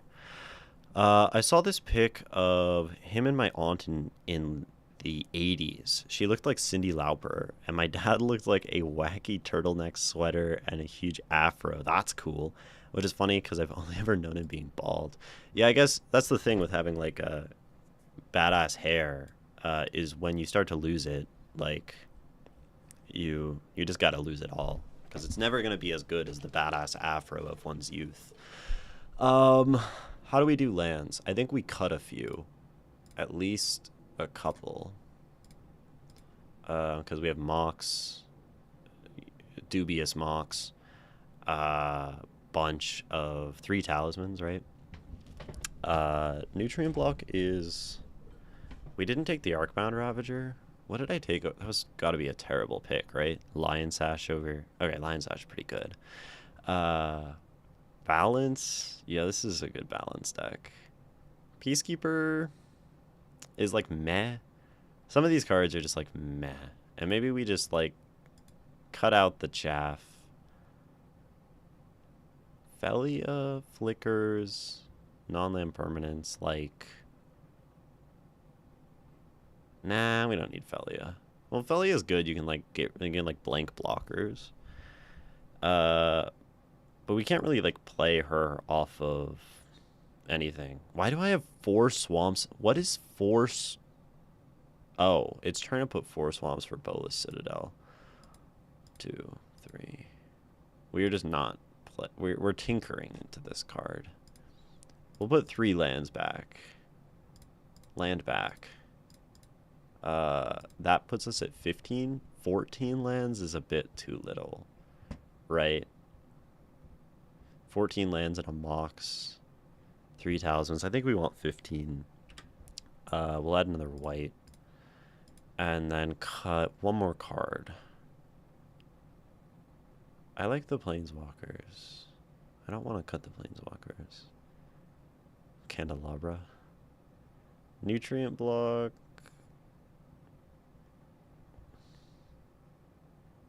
Do I have that many artifact creatures? Hold on. Do I have that many creatures? No. I feel like it's actually take out the Chrome Drone Overseer sort of package, and then it's put back in like the Lingering Souls Felia more controlling kind of situation. We don't get to play them off of like Mishra's Workshop though. We could put in Crucible, which is just kind of bad. I'll cut Felia. I think Lingering Souls is okay. Moxes, we've all the mana. We have some ways to draw cards. And we have some planeswalkers. Nothing can go wrong, right? Tokens. Yeah, it's like play Elspeth and win. Trinket Mage, grab. I don't know. This might be kind of dubious. We might not be able to win the game. I think we'll be okay. I think we'll be okay. It's better than last time. It's better than the first draft we did. And the first draft we got 4 wins. So playing against Eli Jenkins, or YK. Maybe it's not this is kind of a good balance start. Start with a Thraben. I mean, like we might end up like Thraben might be bad if we're trying to balance. So maybe we just bobble. Right? Like get things out of our hands. And then try to balance them so they lose some cards. Reprieve is almost better than Tolarian Academy here. Call me crazy. Oh wait, this is a Shellduck Isle. We're not putting this in our hand. Yeah, Bolas. This lets us play cards for free later. So when our deck gets down to 20 cards, we get a free Bolas' Citadel, we win the game. And I guess Bobble helps with that. So balance right now would be like they discard like one card. I'm sort of trying to wait on the bauble because the bauble draws me a card. And yeah, see, like putting down nutrient block, Thraben Inspector, even though we'll have to sacrifice it, is going to let the balance next turn, like, get rid of their whole hand, basically. Because we'll be down to 2 cards. And then we'll just have to sack a Thraben Inspector. Sad. We can try to swing the Thraben Inspector into the Douthie and then say, like, oops, you know? I'll, like, pause for a second. Oh, it is Shadow. I don't think it can block my guy, actually. Never mind. Low-tech play. This will have them discard 2 cards. We could play a land and have to sack it. I'm just going to balance them, high key.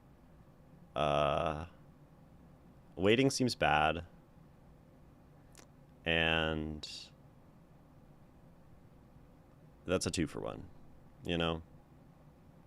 Like, I'll take it. I get to draw a bunch of cards back. Gideon's coming down, like, probably next turn. We can... yeah, end turn.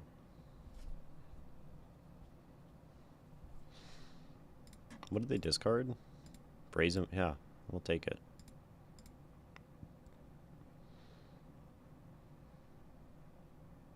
Bauble?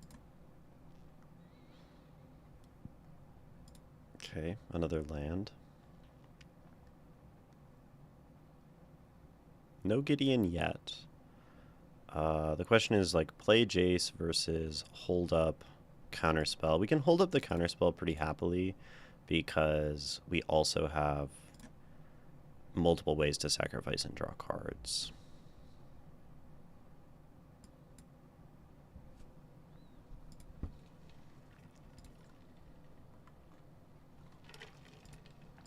Would have loved to play Gideon last turn, but...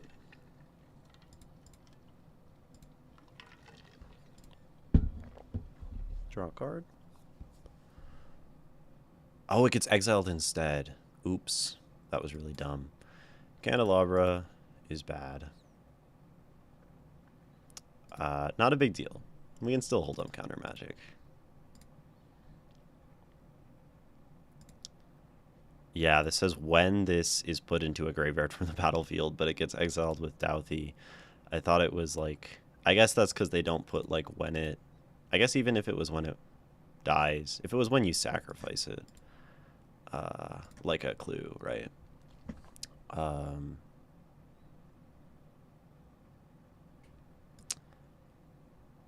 So Gideon sort of dies to Douthie Voidwalker very quickly. But so we're gonna play Jace and keep holding up counter magic, I think.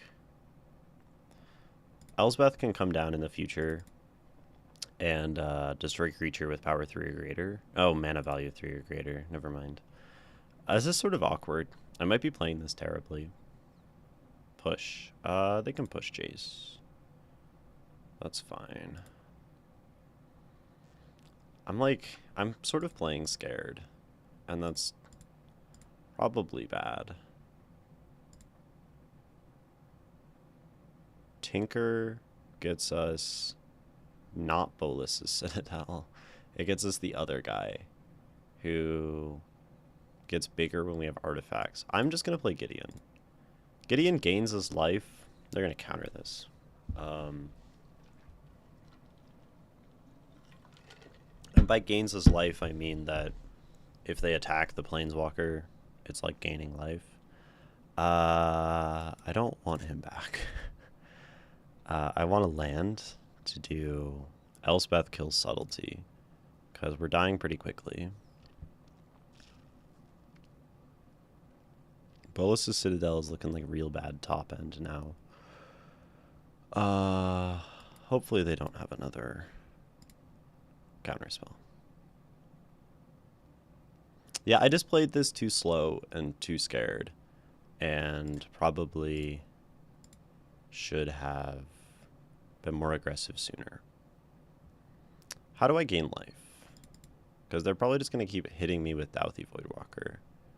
And Elspeth doesn't save us from that.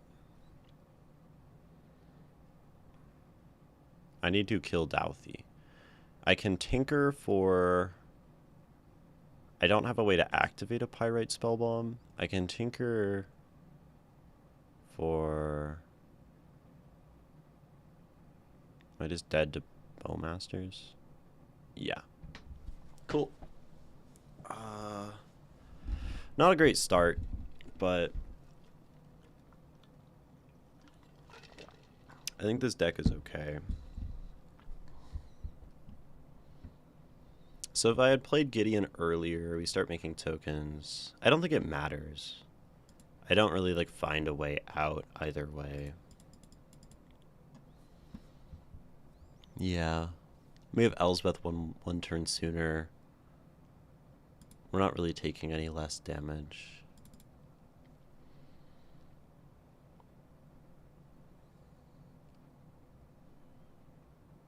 We were looking for Prismatic Ending.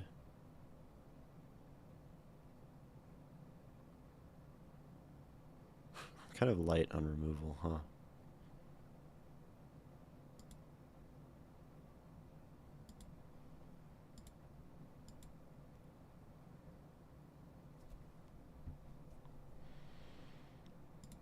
I think the deck's okay. I think it was just a bad start. This deck can probably mulligan pretty aggressively because it just has a lot of good things, and maybe like keeping mediocre hands is a bad idea. Because we have hands like this, right? Which is actually not incredibly strong, but we start with Spellbomb, we get a hold up, all sorts of counter magic. Tolarian, Coalition Relic, life is good, right? Little shock in a hollowed fountain. Probably wait on the Tolarian Academy just to not show them.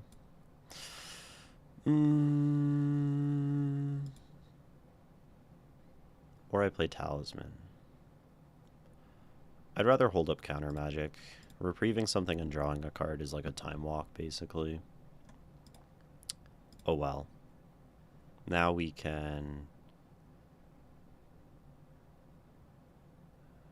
Talisman Academy, but then we're not holding up counter magic because we don't have white. So I think I just... Academy and slow roll it. Maybe at that point I'm supposed to play Colonnade. I'll let them do that. I wonder if they're doing like reanimator things. They're in the colors for it.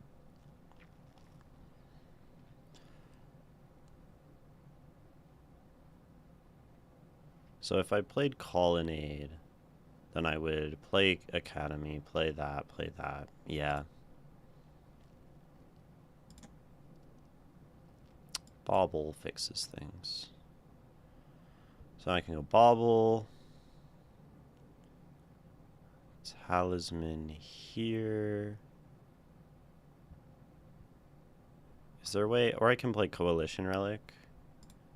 And then keep holding up counter magic, except this could be counter magic. I have no reason to play it fast, because I have like nothing I'm really building up toward. Yeah, there we go. I will reprieve their remand, or no more lies their remand. I'd like to draw a card, and like knowing about remand means I can sort of play around it existing. Now we don't hold up counter magic, obviously. But they are sort of, they have recurring nightmares, so they're trying to do like some kind of reanimator thing, which means getting down a Lion Sash will be strong. Douthie is scary, as we saw last game. Maestro is relatively unpleasant. We will just Coalition Relic. Off of this. We'll do white, blue. Oh, that is damage to me. Sure.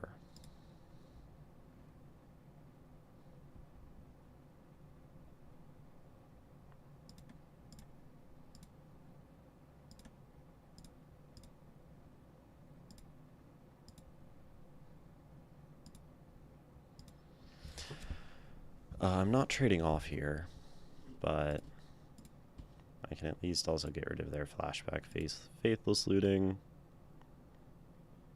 And I think I'm just... Oh, I could have sacked my bauble. Oh, I also have sacrifice spellbomb. Interesting. Off of Coalition Relic. So maybe I'll just... So that was a mistake. I could have done better things there. Right, if I... Oh, I still have a white up. No, so I can Lion Sash my... Oh, no, it's in exile. No, I can Lion Sash their Douthie. Not punished for bad play. Maybe they have removal, and that's honestly fine. Critique for 2. Okay. I will almost certainly draw with Bauble here, because we're a bit, like, out of gas. We'll at least be able to, like, hold up Celestial Colonnade on blocks or whatever. The remand looks pretty bad, though. We have, like, a lot of mana. But this is sort of the issue of the deck, right? The all mana, no payoffs. Looks sort of dicey now. But Colonnade can block Maestro. No, it has Menace. It can block... Nope, that can't be blocked, right? Oh, God. So... Pending is good. Add X's... If mana value is less, I'll just do green. White.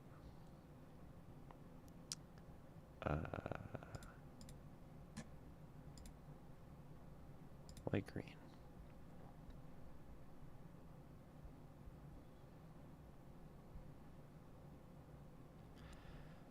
And Colonnade attack. Still holding up counter magic.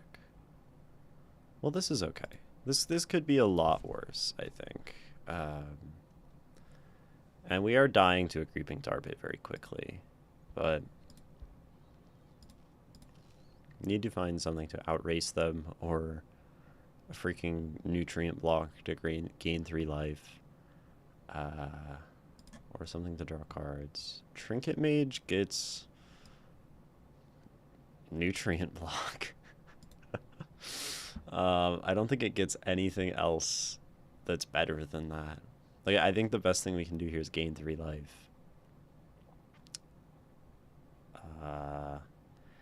I can stop them from drawing the card here, but I think I'd rather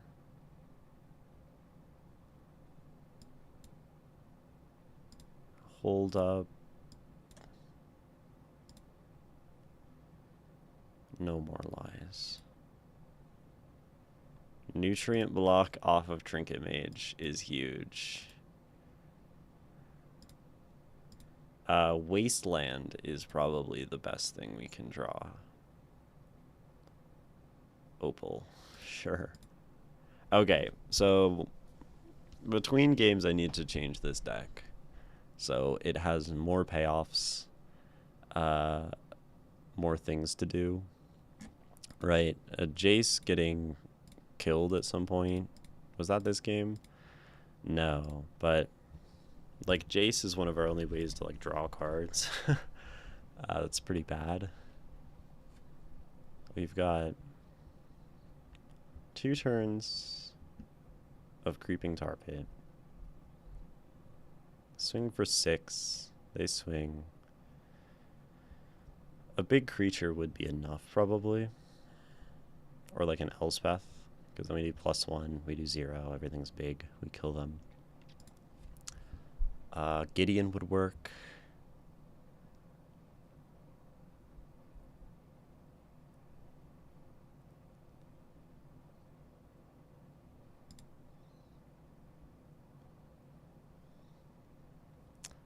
Lingering Souls.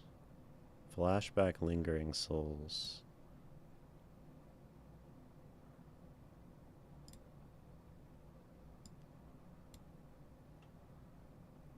And then swing with Colonnade. They're dying next turn. Okay. Because they're taking 6 and then we have 10. So as long as we don't die, then we're good. We have counter magic held up in case they try to do anything too big and scary. This deck still needs to be better, no doubt, but I mean, if they like lightning bolt like one spirit, we're not winning anymore. They have so much mana. I mean, we have so much mana as well. Tar Pit. I guess they have, maybe they're just trying to flash in Lutri as a blocker. In which case, we no more lies. Ooh.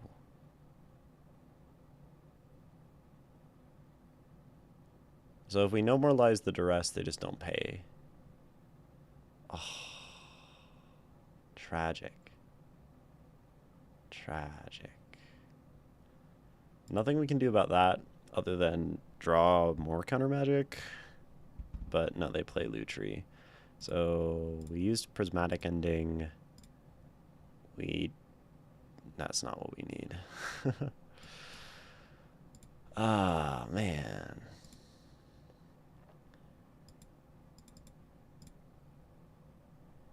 So close. Maybe this deck isn't better than last time. Okay.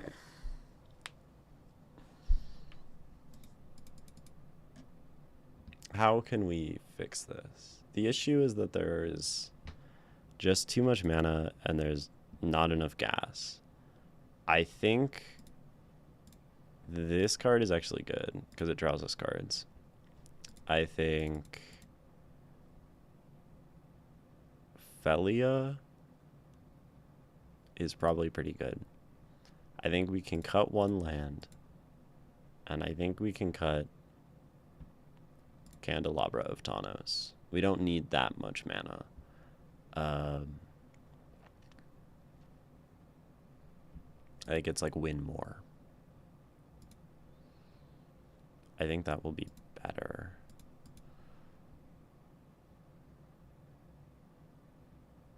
Yeah. Line Sash. Okay. Now it's time to win 4 games straight to salvage this. Kind of our comeback arc here. But we'll see. Opal, Bauble, Shelldog, Trinket Mage.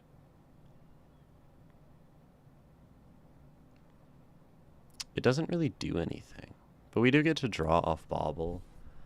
I think we're trying to draw off Bauble That's quite bad. Nutrient block can draw us a card at that point. Maybe Pyrite was better.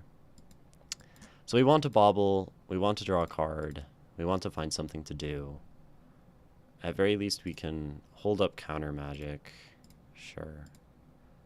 Because they are playing aggro. And then we'll be able to Trinket Mage for something. I guess like a Mox, it just gets it out of our deck. And then we hope to draw into something of value. Yeah, this seems about right. Maybe it's Pyrite Spellbomb to draw a card. I think I like that more.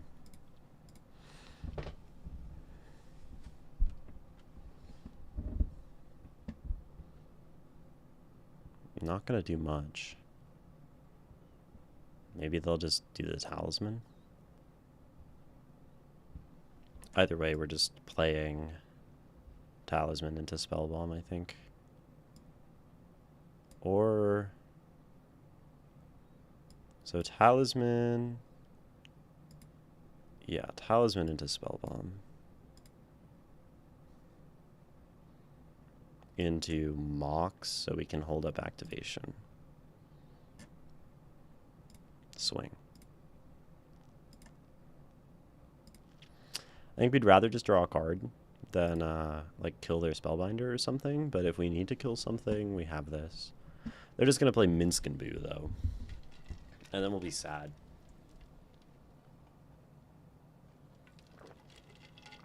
That's not too bad.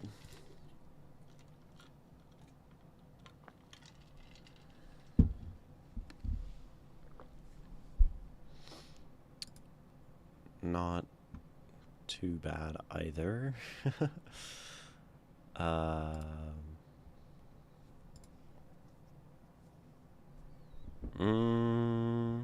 Okay.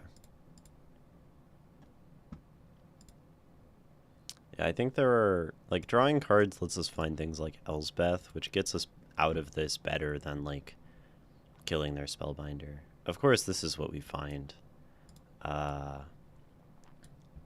All the gas, none of the, or all the whatever. All the mana, none of the payoffs. That's probably my fault for building the deck as such. Balance would be a decent pull. Balance would be great off the top.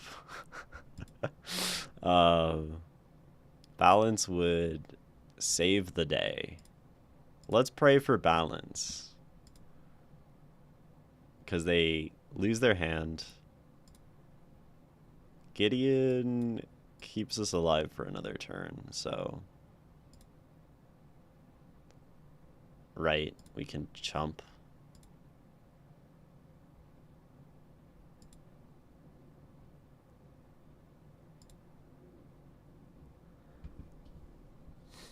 Or they'll just, we're dead to removal.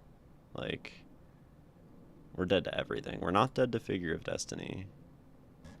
Still looking for balance, right? Becomes a Kithkin. Becomes a Kithkin. If they... Oh, they give haste. So we are dead. That makes sense. Maybe they attack Gideon. Okay. So it goes. Massive O3 draft. Oh, an embarrassment. That's okay, though. At least I'll be able to buy into another draft soon with coins. Because I'm at like 7,000 or something. That was horrible. That was really, really tragic. And certainly the fault of deck building and whatever. But I guess it happens. But open packs, get wild cards, I guess, to make better standard decks. And Yeah. Sometimes you just suck, and that's okay. Cool. I will not be doing another one. I don't think I want to just spend all my gems into the dirt. But maybe on a future stream I will draft the cube again. And otherwise, I guess that's it, because it's like 100 degrees in my room right now, and it's very unpleasant.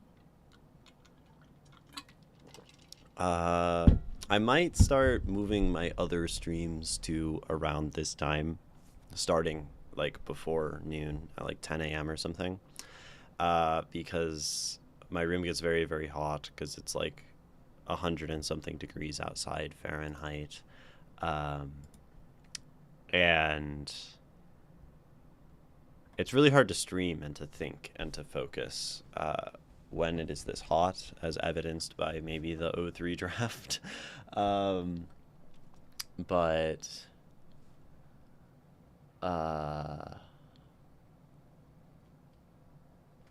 But if I start streaming earlier, then it's less hot in my room, and that's maybe better. So that might be something that happens for upcoming streams. And I mean, we'll know tomorrow if I start my stream at 9 a.m.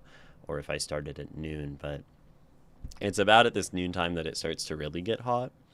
And starting at this time is like suicidal. So, but that's all for stream. Thank you all for tuning in. Mostly just because I wanted to play Magic and felt like turning a camera on. So next stream is tomorrow, and it will be writing and poetry rather than Magic. Hopefully see you there. Bye.